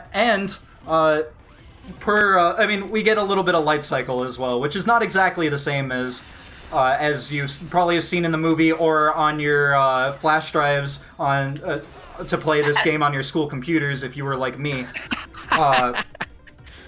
Yeah, Armageddon lovers, you're seen, you're loved, and I salute you. But this is just a variation of it. We're trying to escape the game grid, and this is the way we're doing it. Yeah, that first part of Light Cycle where we had to get a certain number of kills is slightly RNG, but this portion of it where we're just trying to escape is completely consistent. So as long as Podgy doesn't mess up, gonna just get out of here scot-free. In this section, Sora basically is operating on a rock, paper, scissors combat system. Guard reflects base attacks, charge breaks through guard, and you kind of hope that other enemies don't figure out that charge is basically the most busted attack that they could possibly do. Basically, Yeah. I got hit because I messed up the first. What I'm trying to do is bounce off of the green guy's shield. I messed up the first time, tried to do the second one, but the yellow guy hit me. So I was trying to do that. Yeah, that gives you a nice speed boost down the hallway there. A lot of people probably playing this casually just thought of this part as an auto-scroller unless you hit the wall that you couldn't make faster, but you can actually use those guys to speed boost a bit. It's marginal, Yeah. but I mean, any chance you get, and it's pretty easy to do. Yeah. You can actually Yeah. get one down that narrow hallway that we went down earlier, but it's pretty tight to do. Yeah, I just select not to do it because I don't care. Yeah, ordinarily getting deflected off of enemy shields is meant to be a punish to hard slam you into walls. But if you are about to get deflected into an open corridor, it basically just turns into a speed boost. Remember all those Profits. AP boosts? We just used them. Oh. Yeah, 7 AP boosts stockpiled there for us to use. So you also saw that Podgy equipped a Keyblade called Follow the Wind. You can see that in his hand right there. It has the ability Draw attached to it, which allows us to pull in money, MP, or just any kind of orb from a further radius from Sora. That's going to be extremely helpful in this fight because what we need to do is collect these orbs to use an RC on these 3 screens to freeze them. Y'all thought Magnet Trinity was good. Y'all ain't seen Magnet Master Genie. Yeah, it also shreds. How many orbs we just quickly collected there. Yeah. It's nice. Yeah, and level 21 is very important there. A little bit of so camera manipulation to get the Trinity. spawns a little bit better as well. No one really notices that, but yeah, I do that for the spawn manipulation. Yeah, so it was important to use that Magnet Trinity there to make sure that we got a good amount of drive back because we're going to need it for this next boss that's coming up. This next boss is an incredibly tight strat, especially at level 21. The run used to do it at level 22, which is a lot more lenient because that provides us a strength increase. But we can do it at level 21, it's just a lot more tight. Yep. So we're going to see that pretty soon here. We did just get 2 forms as well, Limit Form and Master Form, while we were still in Twilight Town and Hollow Bastion. We're not going to see Limit Form just yet, but we're about to see Master Form, which takes both our party members' strength and gives us like super air combo modifications. Yeah. Master very Form also important. has an ability called Endless Magic, which basically means that you can continue to cast spells basically until your MP runs out, and by doing so, you're allowed to hyperextend your combos to the point where your finishers will deal mass damage, especially with Hero's Crest on. Very good damage there. So yeah, that first combo there with That was nice. with the Comet finisher is very important. Basically, this boss has a few HP thresholds that involve knocking pieces of its armor off, and as you do that, it drops a ton of these freeze orbs. You saw those in that last screens fight that we did. It works basically the same way, except we're freezing the boss in place with them. And we're going to do that right here, and basically just be able to finish the fight with Comet damage stacking. Yeah, Comets in conjunction with Sora's boosted air combos are basically how every fight, or how every ending of hostile program gets dealt with across difficulties.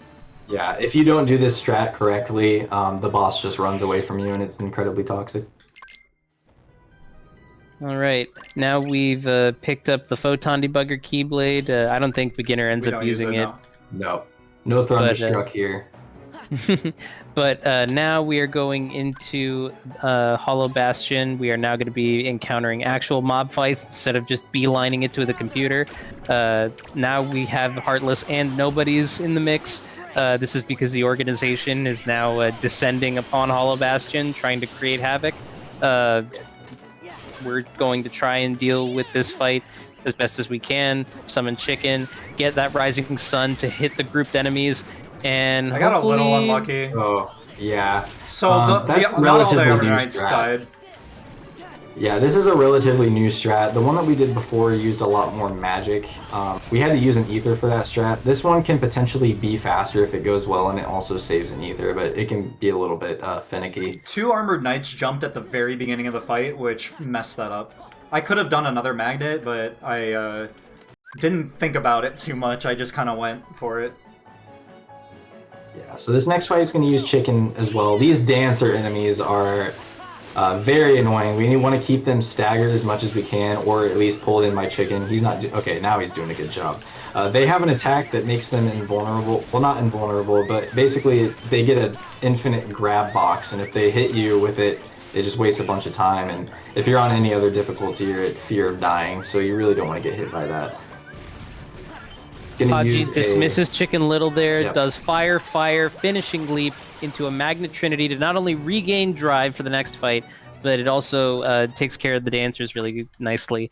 We didn't touch on finishing leap, but finishing leap is one of our new combo finishers. Basically, if you press square about when your normal combo finisher would be in the string, Sora plunges his Keyblade into the ground and he can transition into air combos. It's down smash and smash ultimate, guys.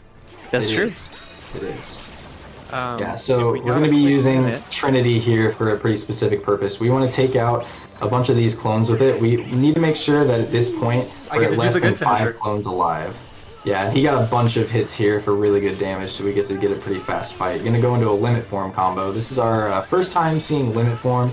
It gives us access to Sora's limits from Kingdom Hearts 1, and they're arguably more useful in this game than they are They're in that extremely busted. We just used 2 of the best ones, which are Infinity, which was Ragnarok in Kingdom Hearts 1. Yeah, no, we don't call it and- Infinity in this chat. It's Ragnarok. And Last Arcanum, which was Ars Arcanum in Kingdom Hearts 1. We are still going to refer to it as ours. We have a donation coming up, is that right? We do. We've got a couple. TJF a few minutes ago donated $8. Says, my folks just had to pay out $800 to cover medical procedure costs, so sparing someone else that hit is more than worth it. I big agree. And then Lennox just a minute ago donated $30. Thank you, Lennox.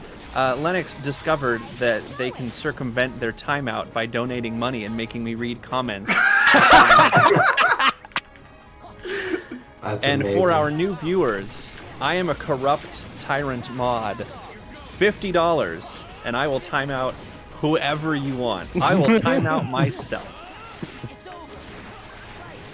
We are not against shilling in this cherry stream. Certainly not for eliminating medical debt. Yeah, so limit form, like we said before, different forms have different ways of gaining experience. Limit form is done by completing limits, not just by using them. If you cut one short, it won't give it to you. We just want to make sure that we at least get one level up on limit form because we're going to be using it a decent amount for some fights going forward. And if we don't level it up and get that duration increase, we won't be able to finish them correctly. So we just want to make sure that we get that, and he did.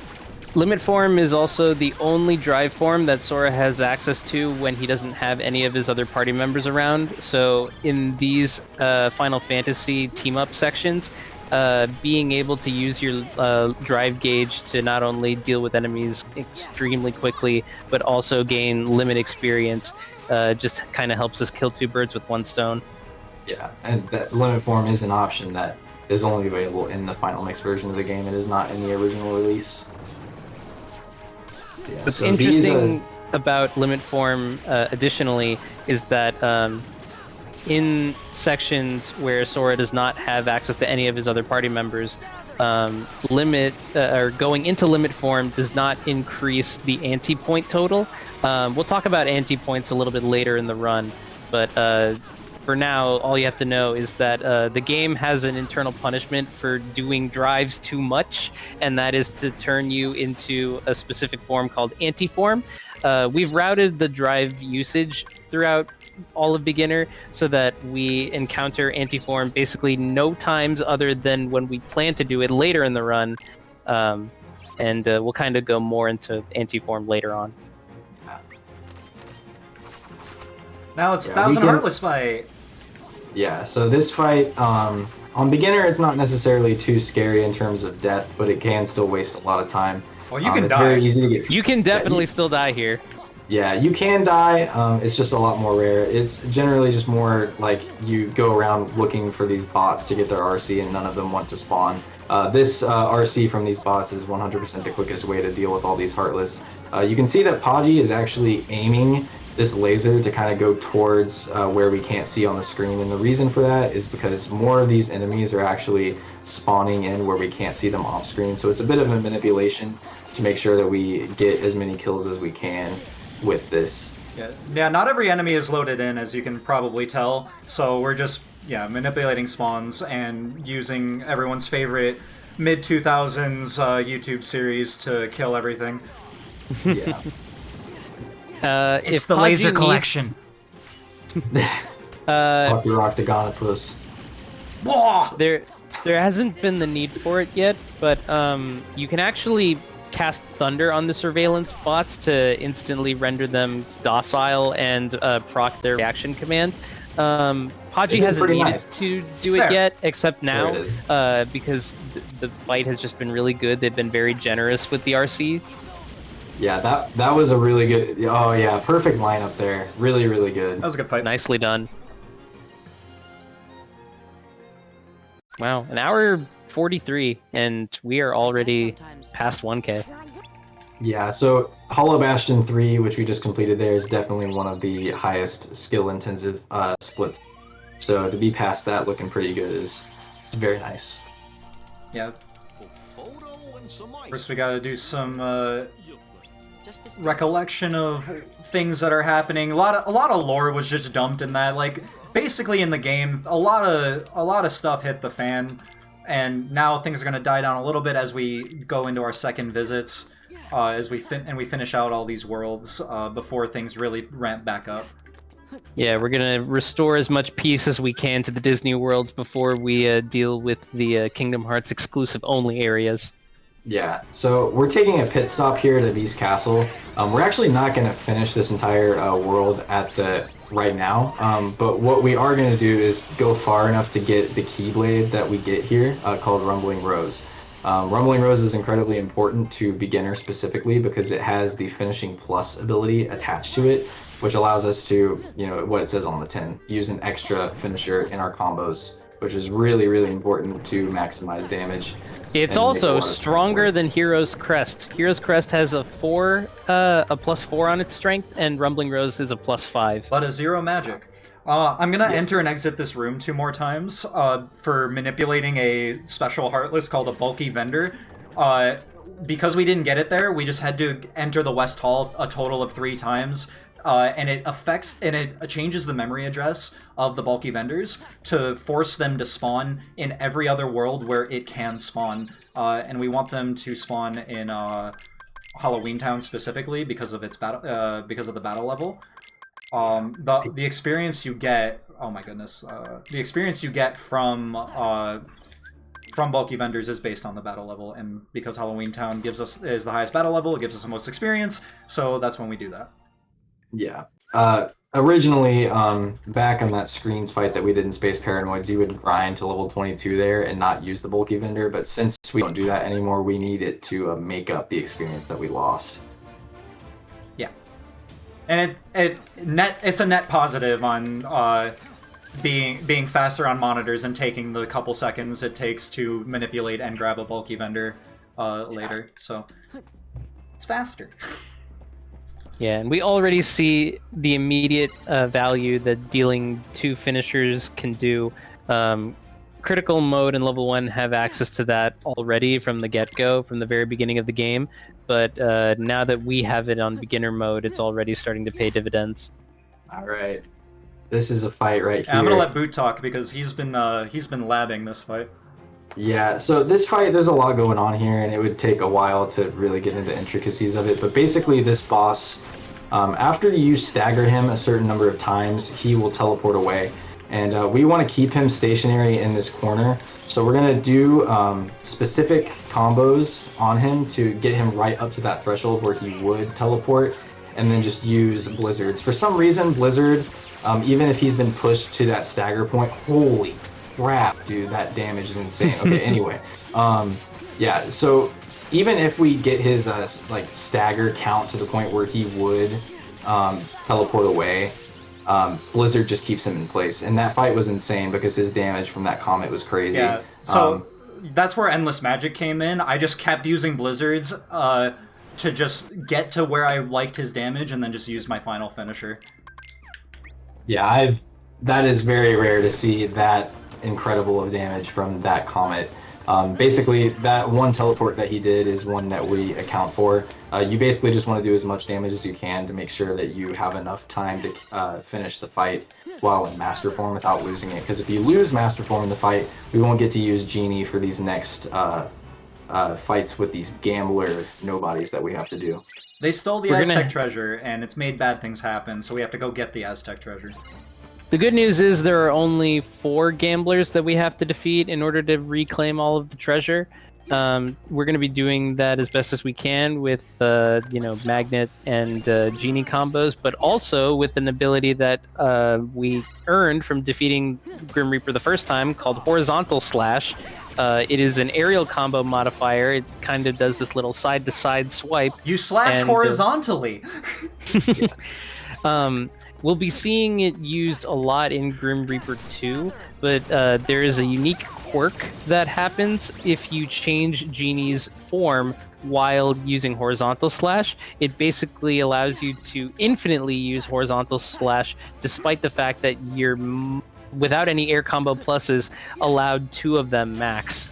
Yeah, and that's not exclusive to Horizontal Slash. If you do just any combo hits, switching Genie's form in between them will just allow you to infinitely extend your combo, but you're going to only really be seeing it with Horizontal Slash. The game resets like the combo basically, so you're not getting like hits added to like an air combo boost, say if we had Hero's Crest on, but like you're doing so much damage, so it doesn't matter. Yeah, and we're going to see a very extended usage of that very soon right here. So this version of Grim Reaper has kind of two states. This one, he doesn't take any damage, but hitting him with magic causes him to drop the medallions. We want to collect all of them and put them in the chest to revert him to his normal form so we can actually do damage. And as you can see here, using the Wave Genie technique to keep him stun locked and do as much damage to get him to the second phase. Ordinarily, bosses don't get pushed beyond specific HP gates unless you deal a finisher on them, but luckily combo modifiers like horizontal slash count, so that's why spamming horizontal slash on that section is really, really nice. Yeah, so one, besides blizzards being something that will keep this boss from teleporting away, another thing is just trying to keep him in a stagger animation. As long as you don't let him recover from that animation, it'll keep him from teleporting even if he's to the point where he will. So using Comet there and doing your combo specifically allows you to keep him in place. Alright, now you're about to see the coolest use of Master Form throughout the entire run. Yeah, so these Thunders, Master Form Thunder has multiple hits to each one, and it just drops a ton of these medallions out of him at once and keeps him staggered, so we can just get all 882 super quickly. And we have just enough MP left over to go into a Comet limit, and let's see if this ends it. Beautiful. Yep. Yeah, each Flare Force. Each piece of magic knocks out a certain amount of medallions. Thunder knocks out 50. Master Form Thunder hits up like 4, sometimes 5 times. So that's 200 medallions each time you use a Thunder. So when he has 882, that's like our best option. Yeah. So Donald, after that fight, just gained access to a new ability, which is his second and definitely much better than called Duck Flare. Yeah, I'm not gonna put it on just yet. Quite yet, but just get ready because it's very important. I want an anti-form right there, dang. It's like you can get anti-form there, but it's not incredibly detrimental if you don't. It's just a little bit of faster movement there. Oh, I already did that. Yeah. Alright, so now that we're in Agrabah again, we are chasing this watery form of Jafar through the desert, and in order to do that on this really wide terrain, we've got access to the magic carpet again. We are a little bit limited in our combat ability. We don't have access to summons, drives, or limits. We basically just have base Sora's combat and magic spells. But we're still able to deal a decent amount because Magnet and Reflect are very good against groups of mobs. Yeah. The carpet has its own combo modifiers as well, which is pretty nice. We're going to use that later. Yeah, we don't equip Aerial Sweep, but there is a native Aerial Sweep on the carpet. I don't use the carpet also has its own version of Slide Dash. Yeah. One of the nice things that you kind of saw on display in that first fight that he did was that some of these enemies, when you use Magnet on them and just wait it out and let them exit the Magnet without hitting them, it'll make their retaliation sync up with one another and be really predictable and allow us to get reflects off that do a lot of damage to the group of enemies, and you're going to see that again in this fight coming up.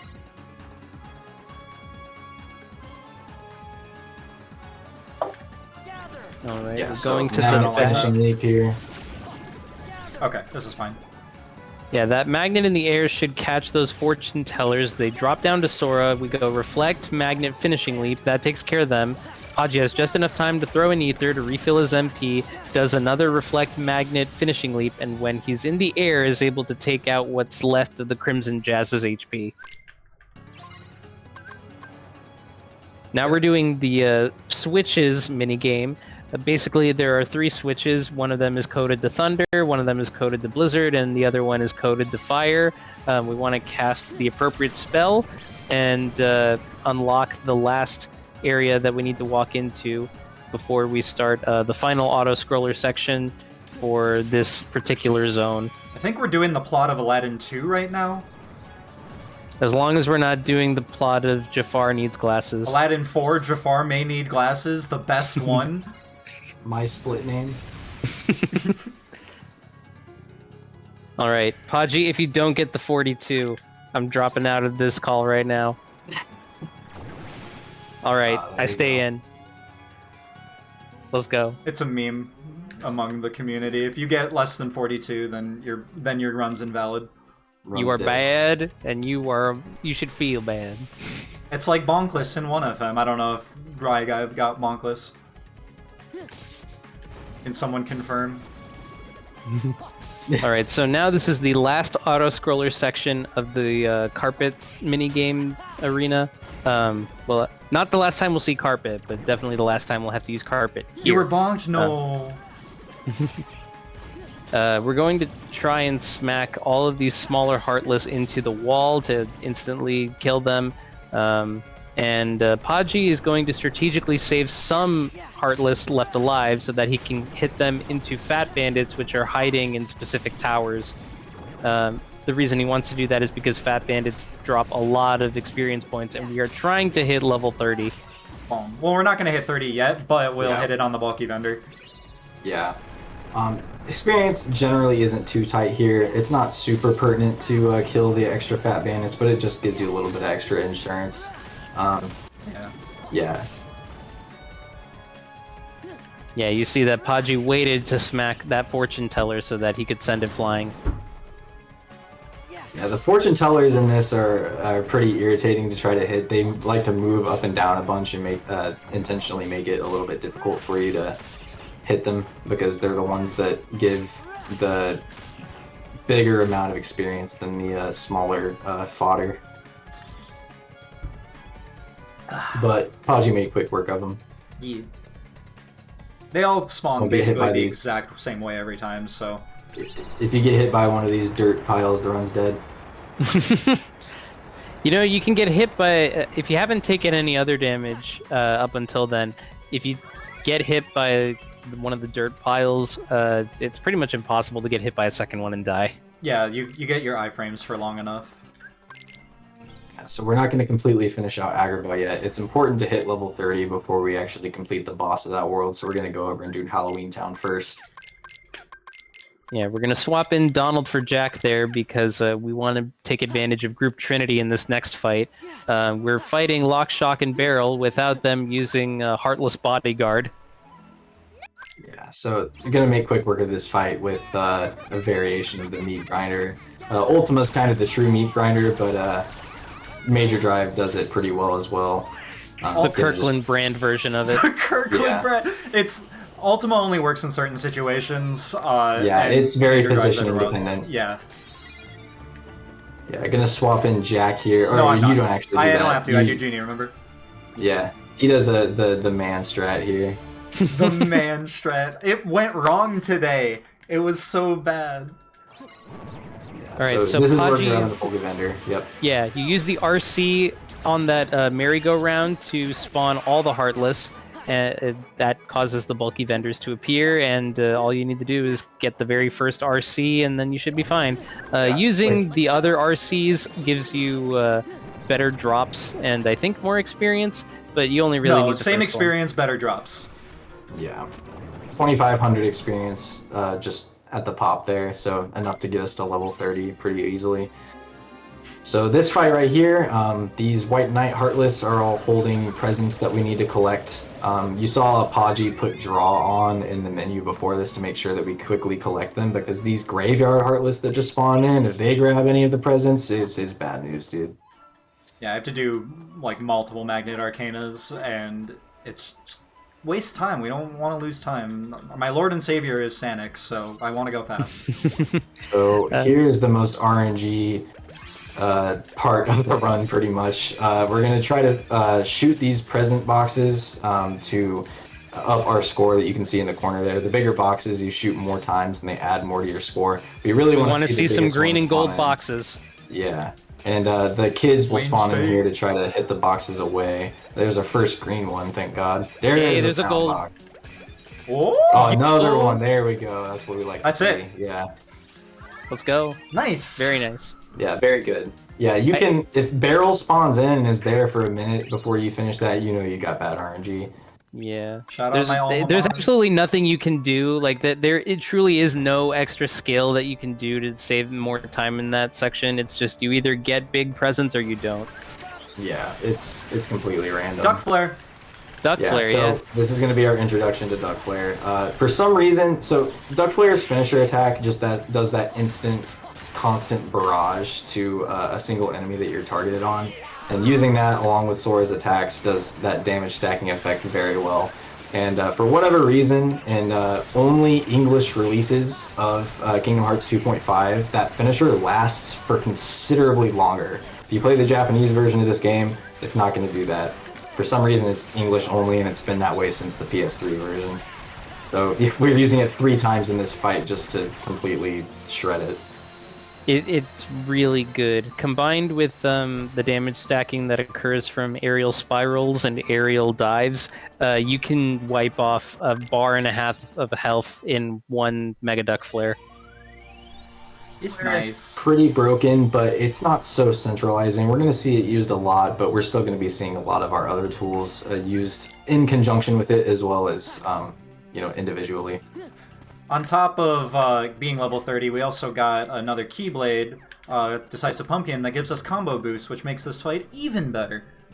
Yeah, the Hero's Crest had air combo boost, which increased the damage of our air finishers. Decisive Pumpkin does that for ground combos, which we pretty much exclusively do as Carpet Sora.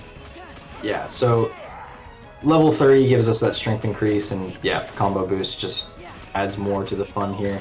So this fight is pretty simple. The only specific thing about it is you saw that he used that blizzard there. The boss has a couple of HP gates that can only be crossed by using finishers, and any magic hits count as finishers. If you were to just use a normal ground guard break finisher like he did when you're right before that HP gate, it'll severely cut down on the damage because it'll stop at that gate. So using a magic quickly there to pass it allows you to get the full damage from your finisher and maximize just the total amount of DPS that you can get. Yeah, those 2 times that I used blizzards were specifically placed for HP gates.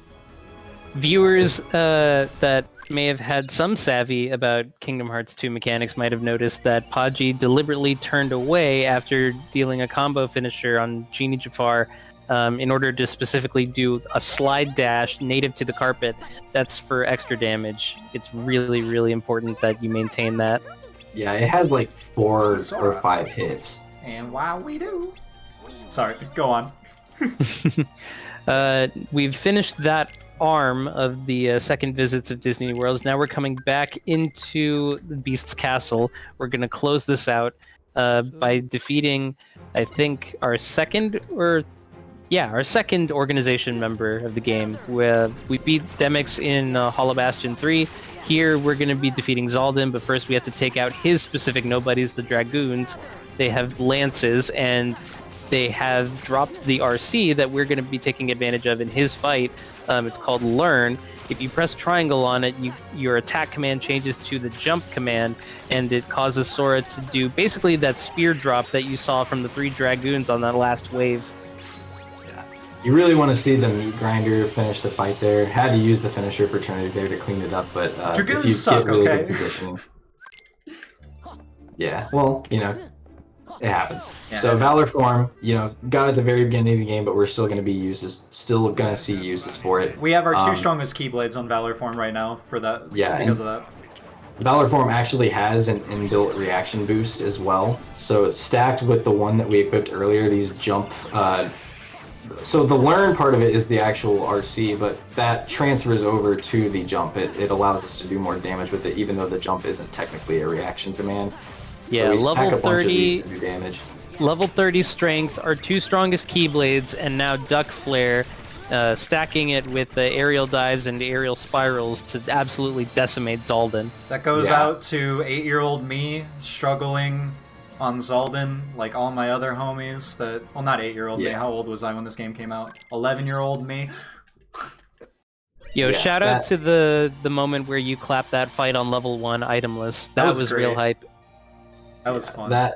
if you get DM'd in that fight, which we haven't really explained DM'd, the organization bosses in this game all have specific attacks where they become invulnerable, and it's basically just a really long attack that the only thing you can really hope to do during it is just dodge it. His is particularly devastating. It just wastes a lot of time, and he turns his spears into a dragon that shoots wind. Yeah, he becomes Darth Maul for a second, and then turns into a dragon. He does turn into Darth Maul first, and then summons a wind dragon. You're right. Yes. The order is important. Yeah. So we're fighting. Spoiler alert: Riku right now. Basically, he has. Bruh, he's being a butt. Yeah, he'll do that move and run away from you, and it can waste a lot of time. We kind of just want him to stay in place. You can see Zantetsuken is a finisher there for limit form that does a ton of damage. So that's really nice to be able to get there in that fight. Riku is pretty much the only humanoid boss that we fight throughout the entire run that does not stagger, ever. Yeah. It's birth by sleep just a little bit in this game. Yeah, the devs for Birth by Sleep were not the same devs that did KH2, and for some reason they looked at the Riku fight and said, yeah, that's how we want to make our fights. That's it, right there. It's funny, though, because they also developed Recon, which was their first game that they made, and the bosses stagger in that game. They staggered too well in that game. Yeah. They were a sine wave with staggers. This is perhaps the most satisfying use of Trinity. That particular meat grinder we use gets a ton of hits for this finisher, but it would be more satisfying if it managed to kill. It sometimes doesn't kill, and it's really dumb. What are you gonna do? Yeah.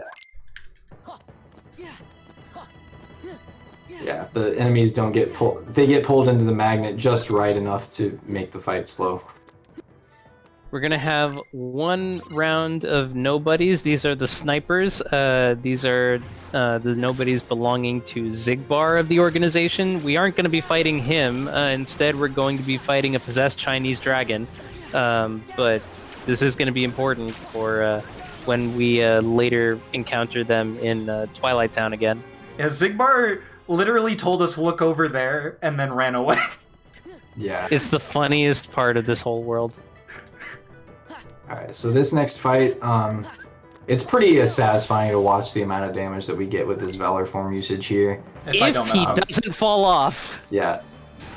Don't fall off, haha point. Cool. Alright, so waiting a second here just for that lightning strike to not hit us. If we try to attack too early, it'll stagger us, and you really have to be specific with not getting staggered because it'll really lose you on the amount of damage that you can potentially get. Oh, I just missed. That's okay. Yeah. That damage isn't necessary, but it's like swag. Yeah. So again, we're gonna use Duck Flare to end, but first use a Reflect and then this RC to get a bunch of extra damage. Look at his damage bar, or health bar. Yeah. Duck Flare, go burr. Goodbye. Yeah. That damage stacking effect, making all of the multi-hit hits do full damage with the Duck Flare, just absolutely decimates the boss. All right, and that pretty much ends our Disney second visits. It's now time to go back to Twilight Town, figure out the mysteries surrounding the simulated reality that Roxas was in at the very beginning of the run. We're also going to be having the real-world versions of Roxas's friends helping us out to get to the bottom of things. On the way there, we're going to be encountering a lot of nobodies. This actually, going on, fellas. We're running this on a version of the game which allows us to skip all the gummies, but right before this would be the last gummy mission of the base game. Yeah, and we're kind of unfortunately missing one of the coolest tracks that plays during that gummy mission too. It's probably one of the best music tracks in the entire game. Yeah, the music is great, but I don't want to sit for 25 minutes of every run. Yeah. True. So this next fight, so Mickey Mouse is going to be our companion, and he's another one of those uncontrollable party members that likes to do more harm than good. What we're going to try to do is use a bunch of Master Genie limits combined with magnet like we saw before that does a ton of damage to these guys. But if Mickey wants to, he's going to hit these nobodies out of the magnet and kind of put a wrench in our plans.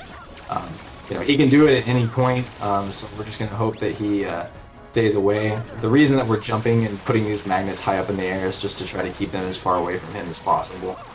Looking pretty good so far. These assassins, specifically, we need to land close to them for these magnets because... Samurai. Yeah, samurai, somebody. They just don't get pulled in. Hey, look, Mickey did a thing. Yeah, he did a thing, but at least it was... It was a bad thing, but yeah, low HP, it's fine. He actually did his finisher really early at the very start, which meant I knew that he was on a good pattern for me. So that's why I was not worried at all until the samurai show up. Because that's when he can start messing things up again, but yeah, I knew from the beginning that I was okay. Yeah. So, as long as Michael is nice, that fight isn't too bad. Michael and Minerva! Oh, Lord. We are doing more hacking. We're entering the simulated reality now to try to find a backdoor into the organization's world. Miraculously, we do. And we're going to enter through it. But before we can make it to the other side, we're going to be encountering a lot of nobodies. Podgy's going to do a move called Vicinity Break, which is a base combo move that strikes a bunch of nearby targets at once. And then that causes all the dusks to close in on him so that he can then do a Reflect Magnet into that Duck Flare, clean up the entire wave.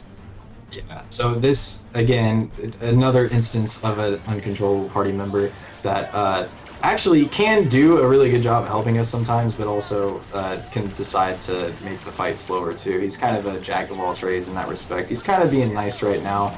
Basically, the goal is to just get these assassins stuck in this magnet, and then as they come out of it, they actually put out an immediate hitbox that if we time a Reflect well enough, will do a bunch of damage to all of them, and we just kind of loop this magnet and Reflect over and over again, and that was actually a really, really good fight. That was so fast.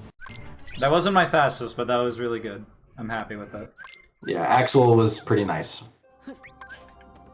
Alright, now boss rush time. Yes, we've now officially entered the world that never was. This is the final area of the run.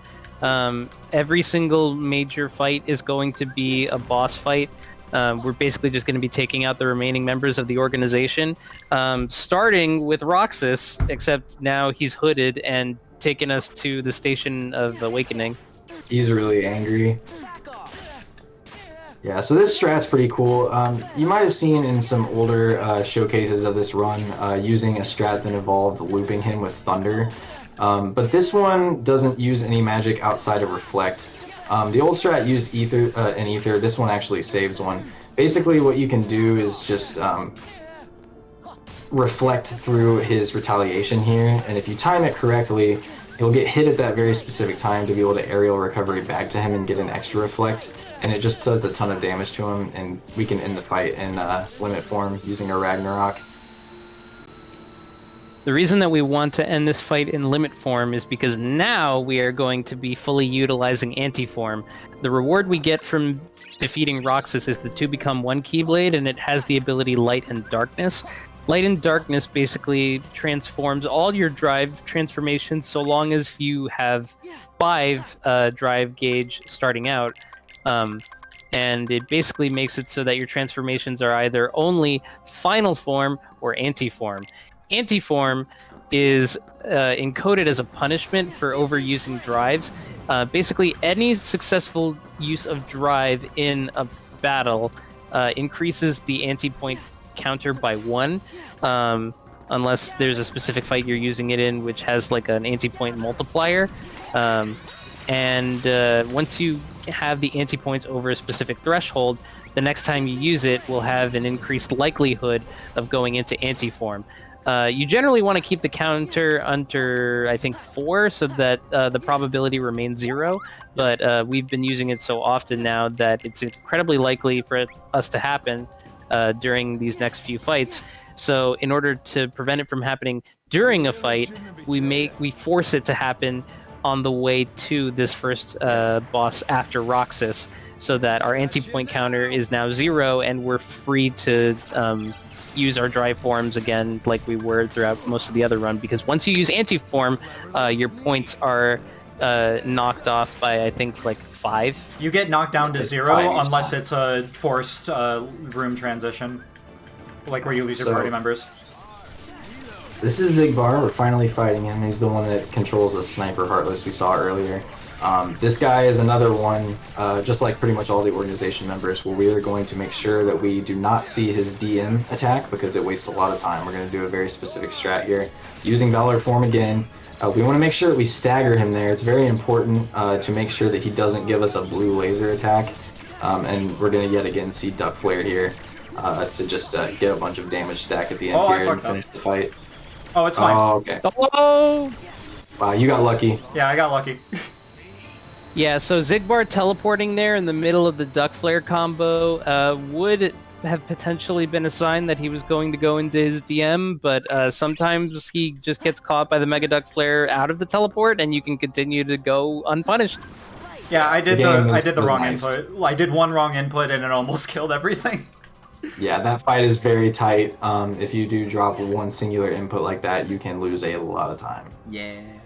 It's okay. So this next fight we're coming up on here is probably it's the most RNG out of all these fights. Pretty much all these fights are very much just up to your execution, whether or not they're going to go well. But this one right here is pretty RNG dependent. You can deal with the bad RNG pretty well. It's just pretty difficult. We're going It's to have a improv the specific fight. opening to this fight, and then after that, the RNG aspect of it will come in. So he's going to turn us into this dice here. Hitting him knocks down the form gauge of the dice, and then stagger him with that last hit of the dice and do this very specific combo. Going to use Reflect, Slapshot, Reflect to get as many iframes as we can through his attack there. Do it again to iframe through this card attack.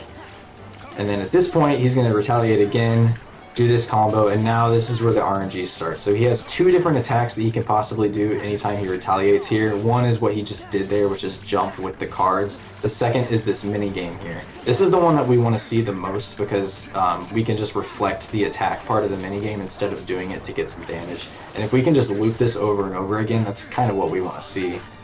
Yeah, he's going to jump again here. If you're positioned correctly, that jump, you can actually reflect the cards and close the gap on Luxord and get it to hit him. But your Oh, they were position is mean. really I good. misread it.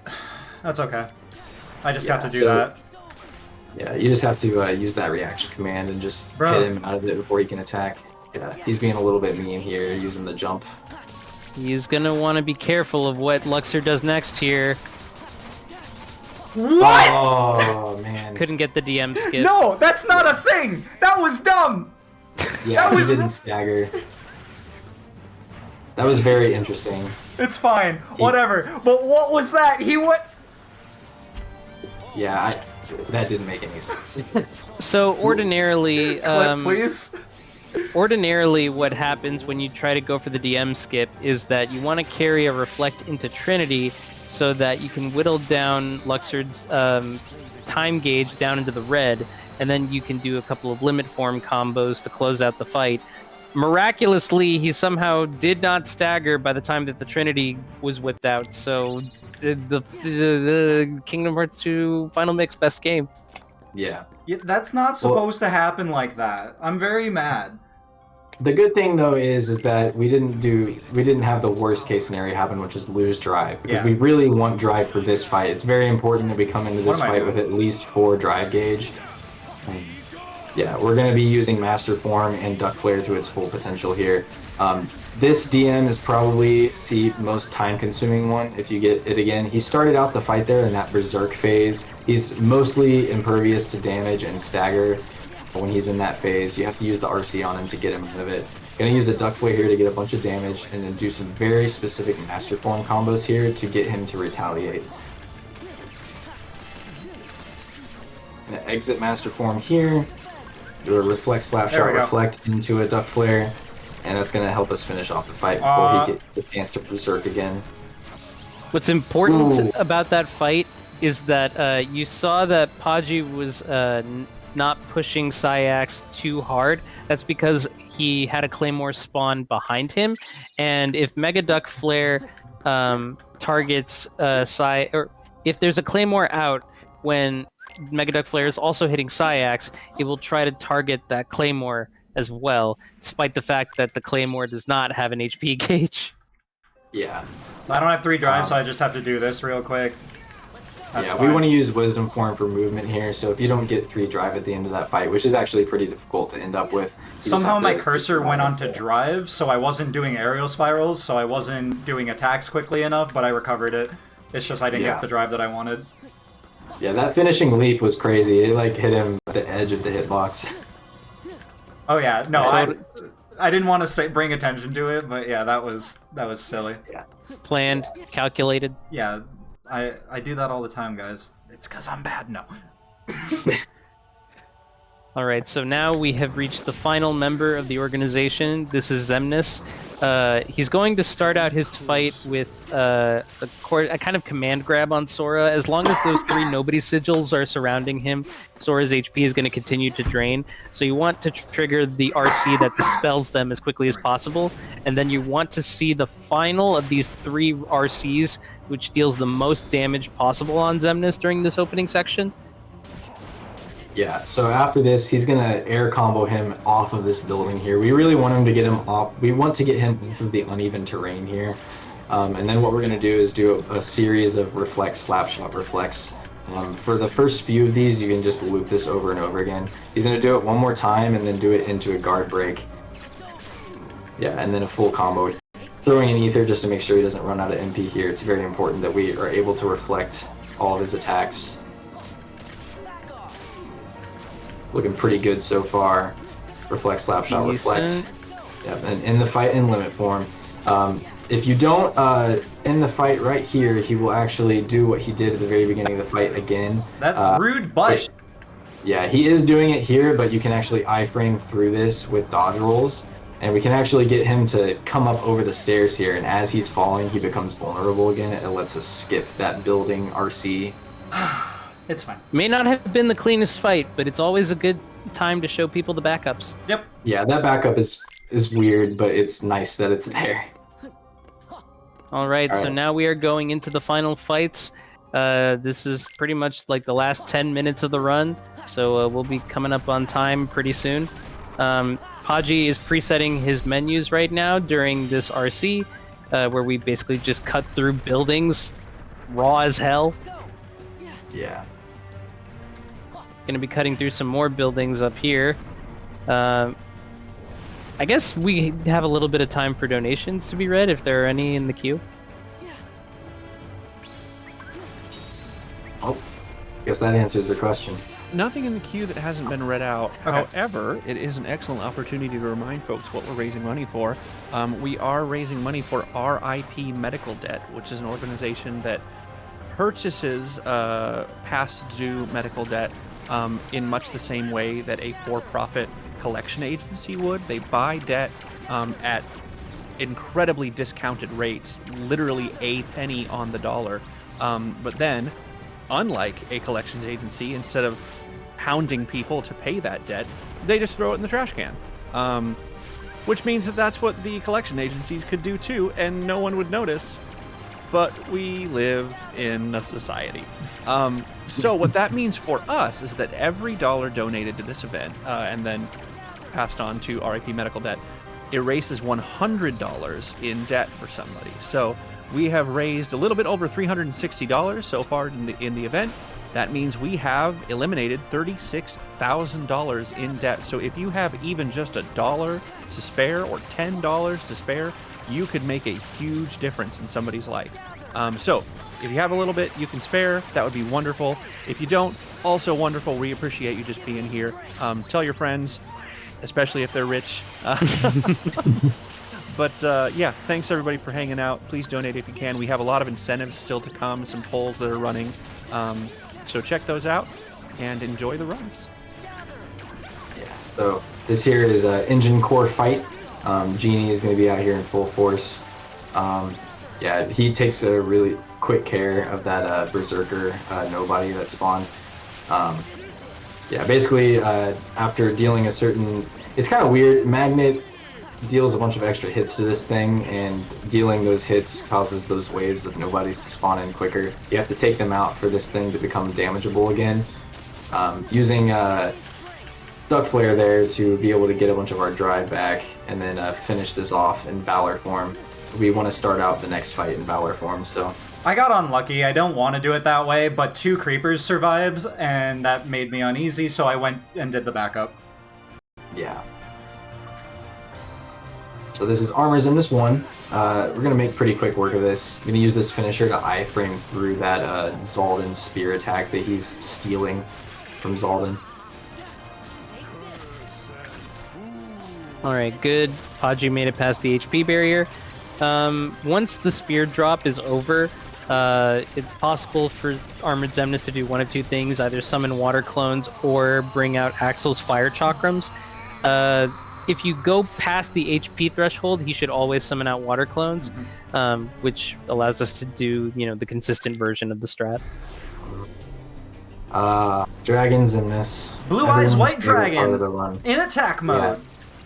So there's an interesting thing with the commands that the game gives you to use in this. So you have Drain, Laser, and Attack. Attack is just using Sora's combos on here.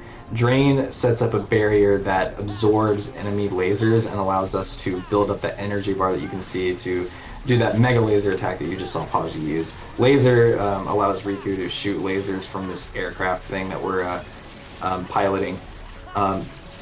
Alternating laser with Sora's finisher kind of works in a similar way to what we were doing with Genie earlier that allowed us to infinitely extend our combo. It just lets us use finishers over and over again with Sora, which is important because finishers are the only things that will hit these enemies immediately into the boss, which is the way to deal the most damage. Hitting enemies into pieces of the dragon is the highest DPS we have other than Mega Laser, so we want to make sure we can do that as quickly as possible. Yeah, this is happening because we got an ability called Combo Master. It's the same way we've been able to do Reflex, Slapshot, Reflex. And it's just, we're kind of just abusing a broken stat of it in this regard to just constantly reset our combos. Yeah. Combo Master just lets you whiff hits and still chain it into combos regardless of whether or not it connected with an enemy. So that combined with the property of the laser command, letting us have an infinite combo, just makes this a little bit easier of a situation than it would be otherwise. What's also important about the ability to chain finishers through either drains or lasers is that coming up on this last section of the version of Dragon Xemnas, we want to build up as much of the energy gauge as we can by absorbing enemy lasers so that we can get the Mega Laser to just cut through. And so in order to do that, to gather as much energy as we can while also maintaining the DPS on the current wing that we were targeting, it's important to be able to utilize Combo Master to its fullest. So this is the final portion or limb of the dragon, if you will. So we're going to finish that off here real quick, and then got 2 more fights left in the run. Yeah, we're coming up on Armored Xemnas 2 and Final Xemnas. This is one of the... So much in the same way that Podgy was chucking out finishers by interrupting them with either drains or lasers, he's going to interrupt some of his finishers with Riku's Dark Aura command. And now he should be able to reflect through the sword swipe, do a combo, 2 reflects, and the second reflect would chain into a full combo, and Well, I don't bam. need it because it's beginners, but yeah. Yeah. So he has a couple of different HP gates. Once you hit them, he's going to do that big swing to knock you off of the dragon. Got to do this RC on the building to be able to get back there. I think this is one of my favorite fights in the game. It's fun to kind of react to what he does as you land back on the dragon and do what you need to do accordingly. It's one of the few times where you would definitely have to keep track of the amount of finishers that you're doing. You don't want to get caught by a sword swipe. Yeah, it does a ton of hits and just hits you really far away. Beautiful. In this fight, there's a specific property. The game actually gives you access to a couple of different movement abilities that you would usually get from leveling up some other drive forms. But the game just gives them to you for this fight to use. If you jump at all, even when you're on the ground in this fight, you'll just get a huge super aerial dodge jump, so you have to make sure that you don't accidentally do that, because you'll just jump right off of the arena and waste a bunch of time. Yeah, probably the only point in the any percent part of the game where we would have access to glide. Whoop. Yeah. It's okay. Which is also why you're not going to really be seeing any aerial combos being used in this fight, because we just super jump away from the boss if we tried. Making sure that we end that fight with a good amount of MP left, because the beginning of this final fight that we're about to do is very reliant on having plenty of MP. Yeah, we're going to be using Reflect through a lot of Xemnas' combos on this starting phase. Podgy's doing a specific version of the opening on Final Xemnas called Dancing with the Devil. The idea is not only to maximize the amount of reflex going through, but also the amount of combo finishers. So Podgy's keeping an eye on the HP gauge that Xemnas is rocking right now. He doesn't want to push him too far past once he's got 4 bars of HP. He's going into limit form, doing Ars Arcanums and Tetsuken Ars Arcanum, and now he's going to drop out of the form, do flash, 2 versions of Flash Step into Ethers. Unfortunate RNG. When you push Xemnas to retaliate out of that limit form combo, Xemnas can either do this laser battle section, or he can do basically the opening that we saw at the start. But this is going to be... Alright, nice. So now we're basically soon. Yeah, we're basically a minute and a half away from time being called. But first, I gotta Xemnas press X and reflect a lot, or cross and triangle a lot. Yep. It wouldn't be Kingdom Hearts 2 if we didn't end the run with plenty of triangle presses. Yeah, that laser phase that he did to us at the end there, it's actually not too much slower if you do it correctly compared to the optimal thing, which would be for him to throw us again like he did at the beginning of the fight. But yeah, that's the one that you definitely want to see, but it is just RNG, whether or not he does it. Alright, now we have an unskippable cutscene coming in. I cannot skip this cutscene because this is an unskippable cutscene that I cannot skip because it's unskippable. Don't you steal my bit for GDQ. I'm making a callback to the last... don't worry about the load this time, enemy. It's not good. It's a marathon. Don't worry about it. Alright, so... time's gonna come up once the white flash goes to white. I'm gonna do one more attack and time happens on Xemnas kill. Yeah, you'll see the big, crazy Kingdom Hearts boss is dead flash. That's when time is going to end. The patented Kingdom Hearts is flash. Alright, the beam is shot, screen goes to white, should be time now. Time, yep. GG. GG. That's Kingdom Hearts 2! Final mix. On beginner. Podgy, what was your final time? 2:16. Not very nice. High 2:16. I'm not gonna go in specifics, but yeah, it was still good. Not bad for a marathon. Yeah, I'm happy with a marathon run like this. I was gonna explain it in my plugs, but I've been trying to keep this afloat, but I kind of was pushing Walt Disney World Quest Magical Racing Tour a lot. But yeah, I'll explain that in just a sec. But yeah, thank you guys. At RIPDebt Not Runs for letting me do this, and thank you Book and Dan for helping me out with the commentary. I could definitely not run the game at the pace that I would like to, also doing commentary. There's just so much that goes into this game. As you guys could probably tell, we were just constantly talking about minor little things that people don't normally notice. So yeah, I appreciate their help. It lets me play the game while still giving you guys the explanations that you guys deserve and the content you guys deserve. Got it. So yeah, I do this game, I do this category, I do a couple other categories. I also do Walt Disney World Quest Magical Racing Tour. A couple days ago, I actually just got world record in any percent.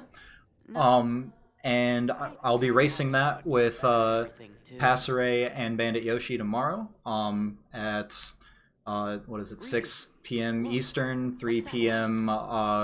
Western time, because they're in California, so it's different for them.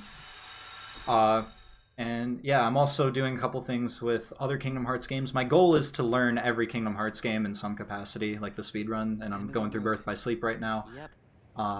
And yeah.